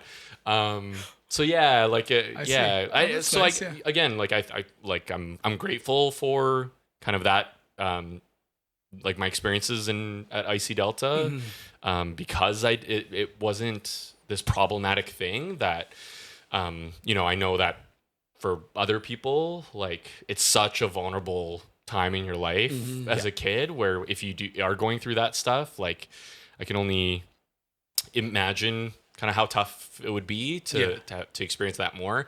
Because like in high school when I became more aware of like oh there's the Korean kids like oh there's the white kids like oh those like oh I'm with a bunch of Filipino kids like whatnot or just like other colored kids like that's where my decision making or my ability to relate with like other people like race did kind of come into play was more so in high school because I was aware of it and also kind of utilized kind of my like identity my racial identity to you know to better relate and connect with people that were Filipino, but also people that weren't Filipino. Like just being aware of like the ways in which we differ could allow me to like, I don't know, be a mecha chameleon. No, but just to adapt, blend in, to adapt in that sense where I'm not stepping on anyone's toes or I'm not giving white people a reason to discriminate against this, you know, colored kid or whatnot. But yeah. Sorry, I feel like I'm just like talking now. But. It's because one thing that I used to imagine is that people who grew up here that's not white per se, like literally anyone who's not white, I think of like, you know those HR videos that are like so over the top? Yeah. Oh no. The one that like Yes, I do. was like Getty photo images in, where I don't know if I'm thinking of you know those It like kind of shows you how to interact HR. with different like groups. Yeah, And like- it's just Sure, like to yeah, like it's like this like, this this doesn't happen isn't- in real life. yeah, it's in so real life, PC like, or like yeah, so yeah. Yeah, like a scenario plays in my head where it's like it's recess or it's lunchtime and you're a Filipino kid and you pull out like your rice and your ulam, you know, and it's like the other kids are like, "What are you eating? That's gross," you know, like. Oh my gosh. That's what like plays in my head when I That's like. not Tupperware. That's that's all like. I wish I had Filipino food for lunch. I was gonna ask that. I was like, next, I had like pizza pops and corn dogs and like mee goreng. Yeah. Did you have Filipino food growing up? Like, did your family like cook? Yeah. So, Is that for like sure, an everyday thing. like not necessarily an everyday thing, but like my mom would cook most of the meals, and like she would cook Filipino dishes because that's what she learned, right? So I grew up eating a lot of Filipino food and loving Filipino food to this day and stuff. So I'm not foreign to the cuisine. Like with rice as well, like full on. Oh rice rice. Like rice was in every meal, regardless of whether it was like the ulam was Filipino. It could be fried chicken and eating with rice and whatnot, or just like Vienna sausage. Vienna sausage, corned beef, like all the canned goodness. all those canned- economical meals. Exactly. Oh, I love, man, it's so good. What's your tell us your top 3 goated Filipino food? Oh man, okay, top. Let's start with the third one. Okay, that's Third being the bottom. Why? Well, yeah. And then I have actually. I'm aware of how rankings work. After that top 3, I have another question. But go Okay, through yeah. I wasn't aware Spain came in third at the World Cup. Anyways, okay. So third. It's so hard. Can we like hone in on the parameters? Because there's like desserts. No, let's just Savory. go. No. Like Let's just savory? go all time Filipino. Because the last time we asked this to somebody, they said like to Rocky, he said halo halo was his number 1, and I was like, You'll that's allow too it more or of a not. dessert. Yeah, but I'm yeah, like, yeah. okay, that makes sense. It's Filipino. It's I'm Filipino kind of enough. asking to like shortly Yeah. exclude dessert. Well, I actually don't know if there's a dessert that would top my. Like, let's say you're at a Filipino party. What would be the top? What do you 3 gravitate? What I hope would be there. would be there? Yeah. Okay. I need to start with my number 1, and then we'll work our way down. Because number 1 is Okay, fine. I have a for sure number 1, Yeah. especially at this point in my life. Yeah. Number 1 is sisig, like pork sisig. Oh. And that's not at a Filipino party. That's like at a restaurant. Like you got to order it. Dude, On the hot plate. Yeah. He knows. Yeah. It's ball knowledge. Go to right there. ball. Yeah, and then you like squeeze a lemon over top. Like it has to be like man. Yeah, sizzle, But yeah. Pampanga's cuisine in Vancouver has really good sisig. Yeah. I've been there. Yeah, it's like on Fraser and whatever. Is that the one they give you like free soup? Maybe? I don't know. I've never gotten free soup there. Usually, a lot of I might Filipino have been restaurants stealing. would get. I'm just kidding. Just like free sub-hour or something. Yeah. Just help myself. Yeah. So that's number 1. Heck yeah. I don't think growing up it was my number 1. Again, because that It's a Filipino... more recent. Yeah, I was going to say kinda- Filipino parties, it's just not there. Yeah. But at this point in my life, like my parents... Like my mom like doesn't really like... They don't cook anymore. They'll just go to like Reuben's or whatever their other... What's the other Filipino one in... Surrey? The one in Delta or near, like... Grove Rubens. Is it the one near IC Delta? Yeah. What's that one I called? forgot that. It's escaping me. I think my it's parents a know the Filipino owner restaurant. or Yeah, something. yeah. Anyways, but so my parents just order Filipino food, so they'll order or they can order sisig. Yeah. It's too much salt now for my mom, but Yeah. when I go with them, I'll order sisig. yeah. Anyways, so sisig's number 1. Like it already gets tough at 2 and 3. It's tough. Yeah. Yeah. And anything I say, I'm gonna like go home or like immediately You're after gonna be this, like, I'm gonna be like, man, no, should have been this. Yeah, Or like, yeah. so I'll just like, for the sake of time, I think number 2, for the amount that it'll be at every Filipino party. The anticipation is No, building. it'll be at every Filipino I was party. like, don't say pancit. Don't say and pancit. and like it's so like I don't know, like archetypical like Filipino food. It has to be included is lumpia, Of course. so whether 2 or 3, like I'll put it up there because, and it's not so much like Because I'll call it basic in a sense that it's like a staple, like that it's there always. So it's not as if like it's hitting the same as sisig in my life. Yeah. But it's just like for what it has been consistently all throughout my life, at every Filipino party, I'm always grabbing 3 or 4 or however many that are there. So I'm always having it. It's always consistent. It's always there. Do you believe it's the number one good old reliable? Maybe. I mean, I put it there at 2 in my list, Yeah, so possibly. So I'm thinking, it has me thinking because we do ask this question. Okay, yeah, I know you guys must, and you get different answers. So I'll put it at my 2 because like across years, it's there always, and I'm always getting it. Yeah. I'm always enjoying it. Yeah. So it's there. Number 2 for what it kind of means. Number 3 then can be a little more creative. So tough. There's quite a bit. Okay, I also think I have to say this for a similar reason that I said lumpia, and 2 and 3 can kind of be switched. But I will say this one thing: I've made my decision.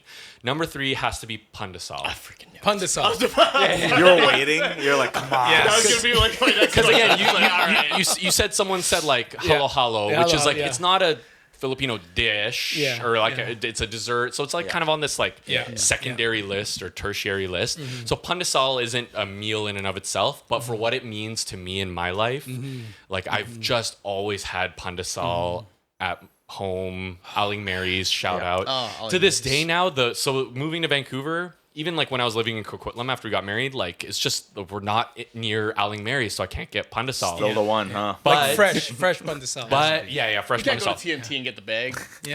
So that's what I'm saying. So what I do now though is like there's a No Frills close enough to where we live, where this No Frills, shout out to Jyoti's No Frills. Yes, Broadway. They sell Aling Mary's pandesal there, and that's good enough at this point in my life just to have it. But I grew up with pandesal. I put everything in pandesal. I used to Chips? like, pandesal creations. Chips, actually not really, no. Because that's like a carb in a carb. It would be like just put Doritos in there. other ulam I would put in see, there. And chicken, lumpia. What have you found to be like the best pairing? It would be good too. What's that? What have you found to be like the best pairing? Okay, so for me, I've like... what are the top 3? Kevin. Pandesal creations. Yeah. Oh man. Yeah, didn't you? Yeah, I did. remember you. You have to post this. That's right. I posted a lot of photos of just like the stuff I would put in pandesal. It's coming back. Yeah. That's why I had to put it in my top 3. Yeah. But some of my favorites. So this combination always hits no matter what. But in pandesal, it hits just the same. Is chicken, barbecue sauce, and cheese, like melted grated cheese over top. On chicken and barbecue sauce. Yeah. What kind of like chicken? Like breaded chicken or like any kind of chicken. Like a chicken breast. Rotisserie chicken. But like I'm thinking of like a breaded chicken breast, kind of like a chicken parm, but like with barbecue sauce. I'm gonna try this. Yeah, put that in a pandesal, so good. But I just like the combination of chicken, barbecue sauce, and cheese. It's like a barbecue chicken pizza. From Boston Pizza. So Dude, good. It's so good. So that's up there. I would also do one that I really like now is Trader Joe's like cookie butter spread. Ooh. Or like if you found like a Biscoff cookie butter type of spread, like that's really good in a pandesal. And then what else would I put? Like longanisa egg, like a long silog type of thing in a pandesal is also probably up there. But yeah, dude, I was telling you like pancit canton or like mi goreng. That used to be like that used to be a thing that we did. Actually, even here, if there's pandesal, I would in usually pandesal. Yeah, I've heard of that too. Just put the pancit canton in pandesal. Yeah, for me it had to be some kind of ulam, and pancit to me like was like a. It's carb. Like that's why I couldn't substitute rice substitute. Exactly. It's like I'm already doing like pandesal. Yeah. So I don't want to like. Yeah. I used to do like pandesal. I opened that pandesal. I put another pandesal. Pandesal a smaller one. Exactly. No, but exactly. It's just bread. Anyways, it would be pandesal, sunny side up. Ooh, egg. Yeah. And then side up pandesal. And then pancit canton. or mee goreng. And I then, mean, like that, dude, like again, all of those slaps. components are so good individually. I would have no problem eating that in pandesal. And would you toast it? Yeah. You got to toast pandesal. Dude, every time I take a bite of pandesal, man, it brings back like something. I become so nostalgic of just like, for some reason, I'm like back in the Philippines for like 3 seconds, you know? Is there a see that scene in Ratatouille? You see that scene? Yeah. Exactly. That's exactly that. Is there, because you like obviously you had Aling Mary's pandesal, but is there a pandesal, and Franco, you can answer this too. Is there a pandesal that you remember from the Philippines? Oh yeah, and it's that like rivals Aling Mary's? Because that's peak for me, but I don't have a framework of like.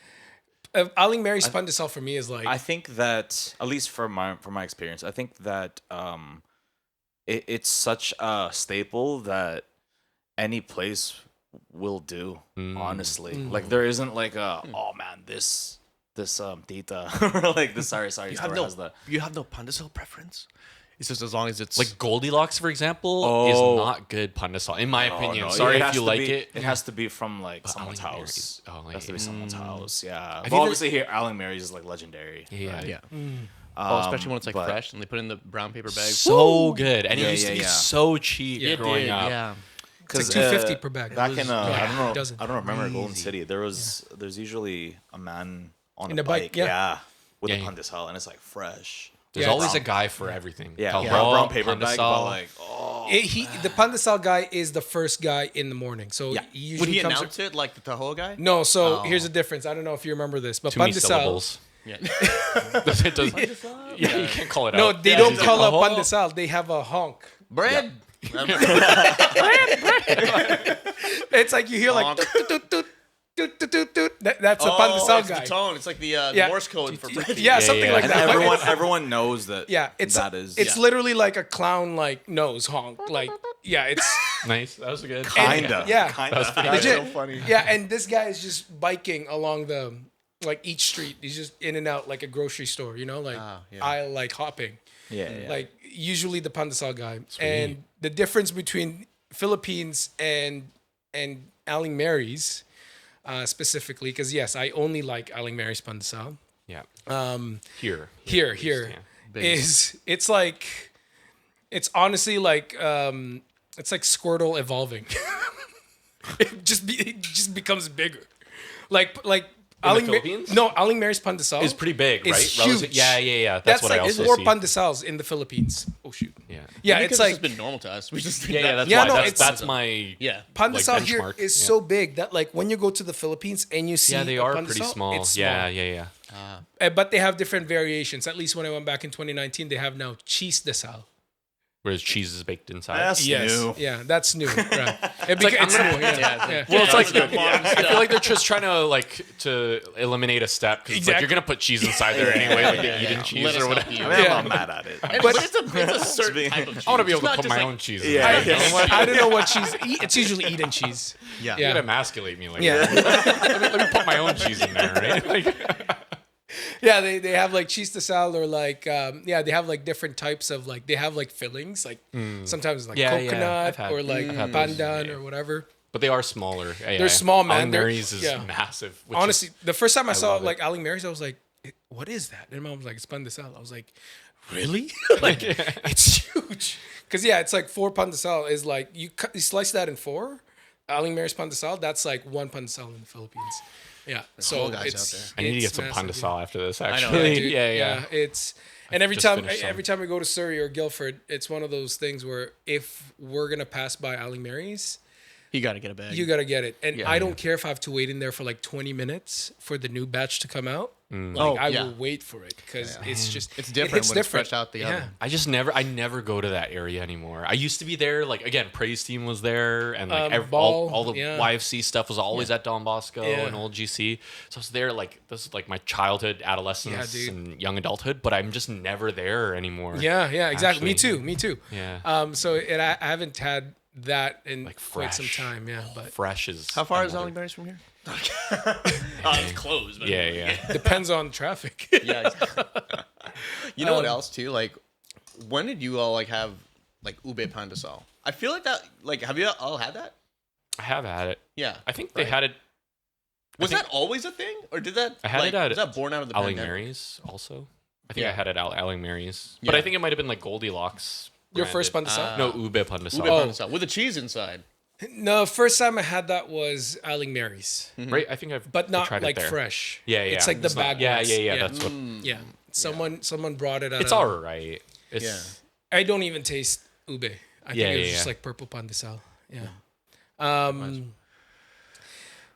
Yeah, man, dude. Top 3, sisig.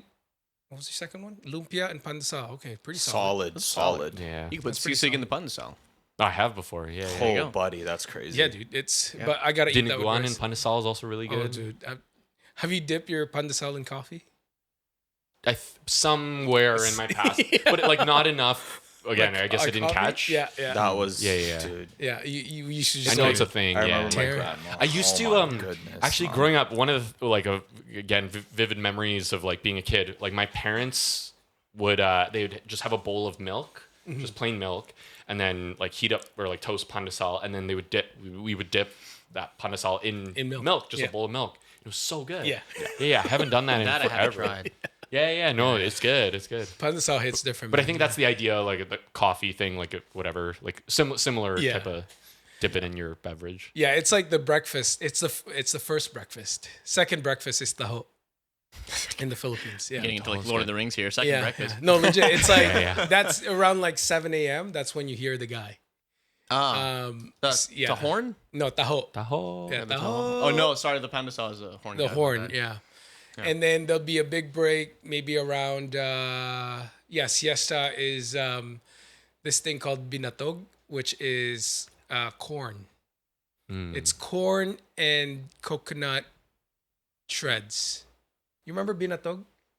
I've never Vaguely. I do not. Yeah, it's actually kernels, not corn. It's more like kernels. It's like in a bowl or something. You just it's cooked in coconut milk and it's thick. It's almost like it's not cereal, but it's like I think I know what you're talking about. yeah. If you see it, you probably know what it is. But it's a siesta thing where it's like if you're not asleep in the afternoon or like midday, you're not taking a nap. Like you'd hear this guy like he's like ringing a bell. Like he usually has like a stick and some sort of like metal, and it's like he's just like clinging it.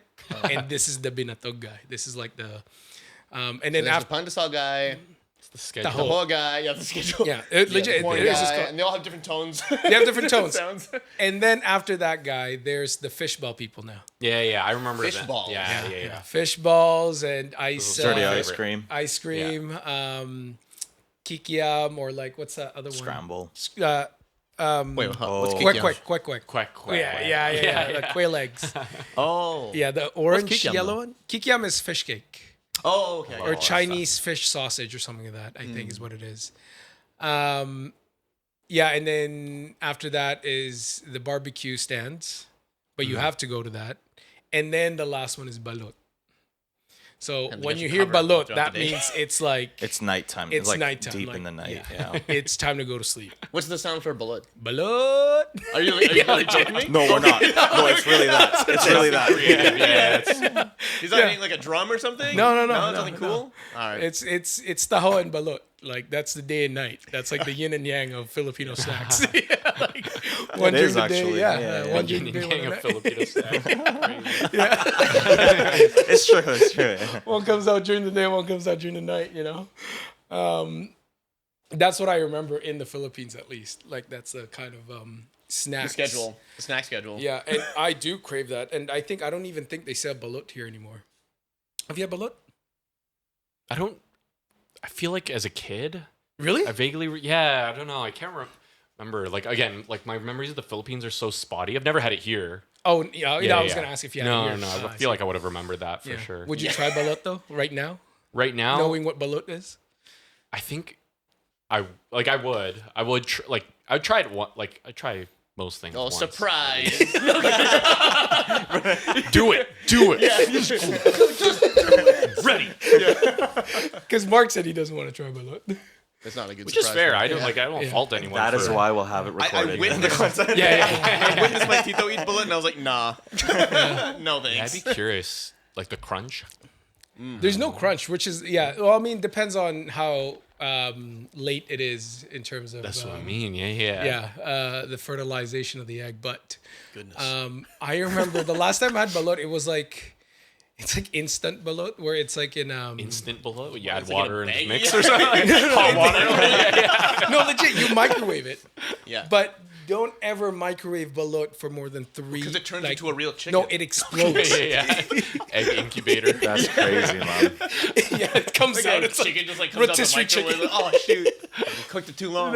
No, it like literally explodes in the microwave. Yeah, that makes sense. Yeah, like That makes sense. It's like a regular egg. It just explodes in there. I think you have to do it like you have to put it in water. So it's like a bowl, So it water, steams, and then balut. basically. Yeah, and then you have to do it like every 7 seconds or something like that. Because if you Sounds go like a more task. than like 10 seconds or something, it'll like pop. And I did it at work. Oh, you brought a balut? Yeah, To because work? we had this like bring your own like heritage Sim? dish. Yeah, it's Sim. Yeah, of course. Or no, it was after Sim was like acquired by Keslo. Oh, right. Yeah, but Oh, we that's had more recent then. super recent. Yeah, Like, yeah. Because I was looking for balut and I was like, I don't think they sell the ones that are in like egg like cartons anymore. And so I found one that's like instant That's so weird. at a Korean supermarket. Of all places. Of all places, yeah. Do you have a Filipino section in the Korean? Yeah, Thing, or is, yeah. All right. Well, the thing is, it wasn't even from the Philippines. It was like Right. Vietnam or something like that, from where it's from. Did it say balut in the thing? No, it's like something duck egg.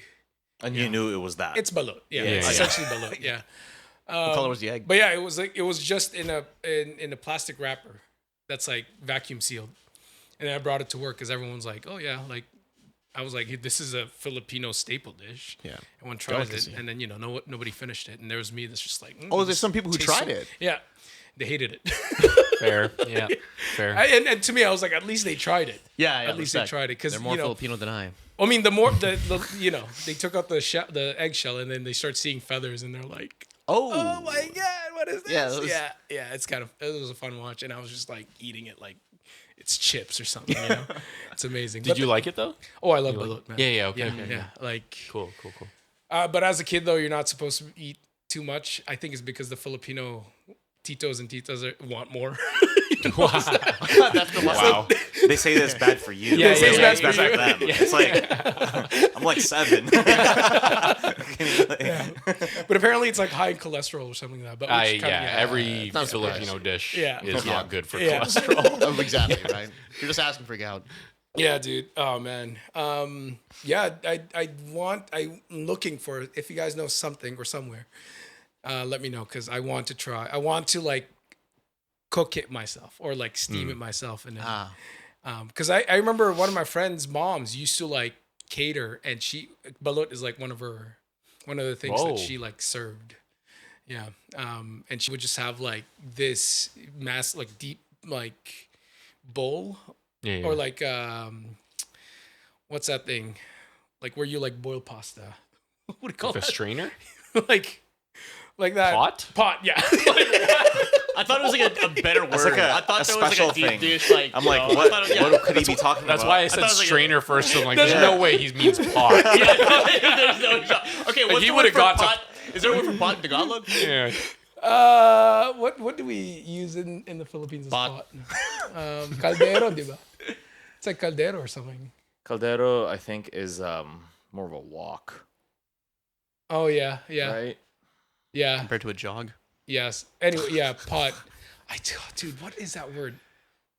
I'm forgetting a lot today. Like specific words too. Anyway, she would bring like a huge pot and you're like, oh, what's this? You think it's soup, and it's just like, whoa, All these eggs. Yeah. Just all below, yeah. And then I would have like 7 or 8 of that. Dude, it's so good, man. Like Are some they people usually like purple eggs for balut? No. Or am I thinking about something else? That's salted egg. Well, yeah, salted. Okay, I used to see that a lot, and I used to think, oh, is that balut? Yeah, no. They Avoid mix, it. they mix. That's like part of a Filipino salsa, where they mix it with like tomatoes. Yeah, and, Oh, yeah. yeah. gotcha. And sometimes you put it in Eggplants, pandesal. yeah. Or like ampalaya. Yeah, for sure. They put in all that. Oh man, it's nice hearing this from you in terms of like, because I've known you for so long, but we never really spoke about like our heritage. I've only kind of just known you as like somebody who like was born and raised here. And obviously like, I'm also friends with Mike and like Mike sometimes tries to speak with me in Tagalog and I'm like, dude, what the hell are you saying? Like, what a hater.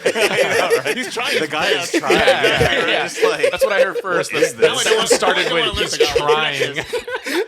And like sometimes like I would be with him and then there'd be like Filipinos around us and they're talking and they'd be like, I bet you they're saying this. I'm like, that nowhere close, dude. Nowhere close. That's not what they're saying at all.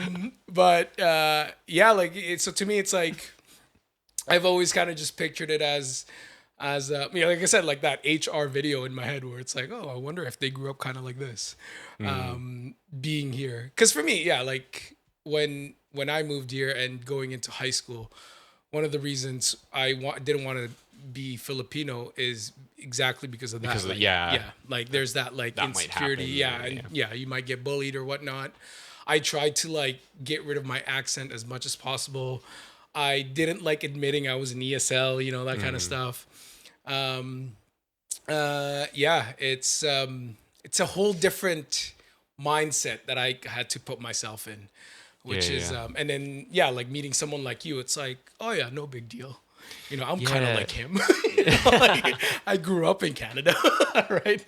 I didn't really put that kind of comparison, but something I wish I could have done more before was share the culture with other people. Right. Yeah. Because people would like ask me stuff and they're like, how did you do this? Did you do that? Like I couldn't give them a good answer. Yeah. It's like, I don't know. Like I didn't do that. Like I was in denial that like, oh, I wasn't that Filipino, Same thing like going to like Filipino independent parties or whatever. Or like going to Jollibee, right? When people are like, oh, let's go to Jollibee. I'm like, I'm not that Filipino. Like I would say that to people and I wouldn't go. I wouldn't go to those places. Yeah. A little bit more just before we end off the night. How much culture do you know in terms of like traditions and like pop culture, politics, any like... Honestly, probably not a lot. I wouldn't be very confident. Yeah. If you were to go to the Philippines, with your wife, would you be able to like point out certain things? Or would it like be historical? Is Filipino anything knowledge? at all? Anything like history, again, pop culture, the things that are just something you would see today if you were to go tomorrow, say. Would you be able to tell your wife certain trivial stuff about like what you see in your surroundings? Honestly, probably not. Again, it's been like 16 years since I've been there too, so I'd be just as much of a like tourist as she would be. I see. Okay. But you haven't like you didn't really like, or how should I like? Did you ever dive deep in like any of like? Did you read anything about the Philippines at all? No. I mean, like I know very surface level or higher level things. I know who our colonizers were. Yeah. Okay. For example, historical. Yeah. Oh, sorry. But like beyond. I think my knowledge is very surface level, admittedly. And then that like factors into some of that like imposter syndrome stuff that I talked about earlier. Because I've always been like this, right? Like even when it wasn't 16 years since I had last gone to the Philippines, like I think I just carried with me like the awareness of the knowledge that I lacked, whether it was pop culture or historical or tradition, like, yeah. I see. Well, do you find yourself like kind of like defending the fact that you're like not as Filipino when people ask like, "Oh, hey, are you Filipino? Like, what's your go-to?" Because at least for myself, do I answer like I'm Canadian? A little bit, you know. Like when people ask me, it's like, "Are you Filipino?" My joke answer is sometimes. Right. But usually it's like, oh, I'm because usually if someone's asking me if I'm Filipino, they're Filipino themselves. If they were born in the Philippines, they're trying to verify or confirm. Yeah, exactly. Like, and then it goes to where your parents from. But anyways, it's just like, oh, I'm Filipino, but I'm born here. Right. So it usually is like the hint to them that's oh, I don't speak Tagalog. You have this like footnote to it. Yeah, exactly. But they still speak to me in Tagalog, and I'm like, no, I have to pretend I know what they're talking about. You know, like what's your usual go-to? Yeah, that's so fair. No, I don't have any sort of like defensive kind of response or like instinct. But like I don't immediately go like, oh, I'm Canadian or like this and that. I'll say I'm Filipino and like I'm, because that's what I am. And then like I think what you're saying is like, oh, and then if that prompts further conversation or like if they're throwing Tagalog at me, then I address that. And then like, oh, I'm sorry, I don't speak like Tagalog or like that's where I then have to deflate, explain. Like, a little bit. Give you discounts anymore. Yeah. So that does happen for sure. Did you ever get because you were quite popular back in well, even now I would say like in the dance days. Obviously everyone's like, oh, Kevin. Did you ever have some sort of like Filipino fangirl club? Like when like I don't think so. Bro, it's like everyone's a part of it. No. You know what? Like you know. Yeah, my fan club's pretty like diverse. Look at the viewership. Watch our numbers after this podcast, brother. You know how like Filipinos born and raised in the Philippines and they see somebody. We talked about this before. I talked to Franco about this a lot. Where like when you see another Filipino and you know that they're Filipino, they start idolizing this person, right? It's like, oh my God, they're Filipino. Yeah, exactly. We talk about this. Have you experienced that in your dance career? Oh, okay. No one's like, oh my God, this guy's Filipino. No. Yeah. No, I know what you mean. Like how people like I feel like Filipinos latch on to like the very successful celebrity Filipinos. Yeah. And like I don't think it's a bad thing at all. Like I think it's great to have pride, and we talked about Manny Pacquiao, Alex Ayala, and like every other successful like beyond the Philippines, like successful internationally. Yeah. Those Filipinos, like I think it's great to celebrate. Idolize is where it gets a little murky. Yeah. But no, I've never, nor should I ever. I've never done anything that would warrant that level of like. I would just because like I said, you were. I mean, Franco could probably tell too. Like in those days, when someone mentions your name, it's like, oh yeah, that guy. You know, everyone's like, everyone knows who this guy is. Everyone wants to be in your class. I feel like part of that comes from like, because I mean, we were part of the like Couples for Christ ministry, that community. My parents were a part of the second batch of Couples for Christ here in Vancouver. I see. So part of that kind of like, oh, I know that guy. Like I somewhat inherited some of that, or just kind of like rode the coattails a little bit of my dad and my mom being involved in every ministry, like from Kids for Christ to youth to handmaids, like every kind of level of Couples for Christ, my parents were involved in. I see. Throughout the many years. Yeah. So by the time that maybe like others kind of got involved and plugged in, like I had just been around for so long that like that's some of you're describing. Yeah. Like it's not that I'm completely oblivious to it or just like playing coy and whatnot. Like I'm aware that like a lot of people's experiences, like, oh, they knew of me before really getting to know me. As you mentioned. Yeah.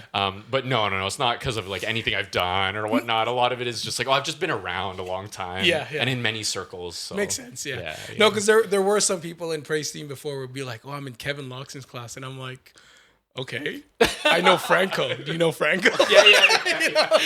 I can list my classmates too. Nothing against you, but at the same time, when I hear stuff like that, and then I see you around, I'm like, oh man, it's that guy. Everyone knows that guy. It's not like I start to have like some sort of, I start to get intimidated. Yeah, right? And I never really liked that. I get it. Yeah, but and that's why we started playing ball, and we started like chatting, and I'm like, wow, he's just another normal guy like me. Great. And now we're hanging out like this. Yeah. So, that was kind of just like a thing before too, where when I first was part of the community, and then you like in the community in the sense where we were kind of in the same vicinity. All the time. Same events and activities. Yeah, same events and activities. Yeah. The more I got to see you around and know you, it was like you weren't the same person that I thought you were. I know, I was worse. much worse. His alter ego is like a whole different person. I hope I was better than what you. Oh no, 100%, man, 100%. Because people hype you up so much. Too much. Yeah. Like to me, I was like, man, I don't want to like I don't want to be around that guy because I feel like I'm not enough to be this guy's friend, you know, like all that. I'm not trying to like put myself down or anything, but like there was that idea of like who you were in that community, and then we became friends, and I'm like, man, this guy jokes around the same way we do. Like we're having fun about the same things that, you know, we're playing the same video games, we're playing the same sports, we're talking about the same thing. So to me, it's like, okay, like this guy's actually relatable. But yeah, man. Anyway, thank you for being here. Yeah, thanks for having me. It's been a really fun conversation. It's been really insightful in terms of like your upbringing as a Filipino. It's nice to know how it's not just, you know, there's a lot more people that are reflective about their culture, their upbringing, and the things that they want to do. And I don't think it's too late, honestly. Like, no. If people can learn like 3 different languages at this time in their age or in their life, I'm sure you can pick up Tagalog. And I don't think it's too late to dive into the culture. There's so many Filipino restaurants around us. There's so much like content on YouTube now about like Filipino history and all that kind of. I mean, that's where I kind of get my. Not all my information, but when I'm tapping into things, you know, I just look into those stuff. But more importantly, I like having these conversations. Yeah, it really opens up like the world in terms of the individual's journey, especially in their culture, in their background, in their upbringing, right? So it's really nice to hear your story in that sense. Yeah. Man. Thanks for hanging out with us. It's been really nice. It's been a pleasure. Franco and Mark, thanks as well for coming here as usual. Of course. Of course. Not to tag onto your tag, but like I also just want to say like thanks to you guys for like even just inviting me and hosting a very intentional like directed conversation where we can reflect on like Filipino culture. Again, it's not something that I think I get to reflect on always, or like unless I really actively seek it out. So it has been like really nice to be here and just chat and chop it up and talk about Filipino things with fellow Filipinos, and then to also like recognize that like all of our experiences are so different. Everyone's experience is going to be so different. Every Filipino-Canadian, immigrant, what have you. But I would hope that like I would hope that people don't. Because I'm trying to do this also too with other people. I would hope that people don't like judge others' experience of like what being a Filipino has been like. I think that's something that I like even still now, but more so when I was younger, just felt so self-conscious about. Again, that whole like knowing I'm Filipino but not feeling Filipino enough. I was just worried that other people were judging me for for not being Filipino enough.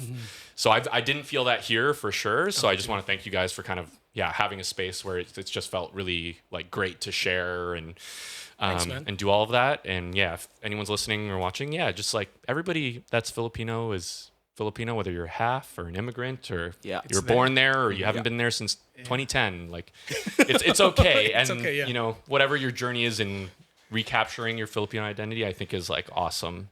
Yeah, so 100%. You can start now. Yeah, start with the food. Start with this, and then start with it. Eat some food. Start with Bigoy's podcast. Yeah. Always. And before we sign off, I just want to say this episode is sponsored by luckybooth.ca. Let's go. Yeah, exactly. If you have any Lucky Booth needs, if you have any photo booth needs, look up luckybooth.ca on Instagram. Yeah, they're great. They did our wedding. So exactly. Our wedding too. Not our wedding. They did our wedding. That's the thumbnail. Anyway, look them up. They're great. Franco works for them. Why wasn't I working? I was like, I don't do the scheduling, man. I probably put a request in. So specifically, don't bring this guy, man. No, okay. And thanks for tuning in. We'll see you on the next episode. See you guys. Thanks all.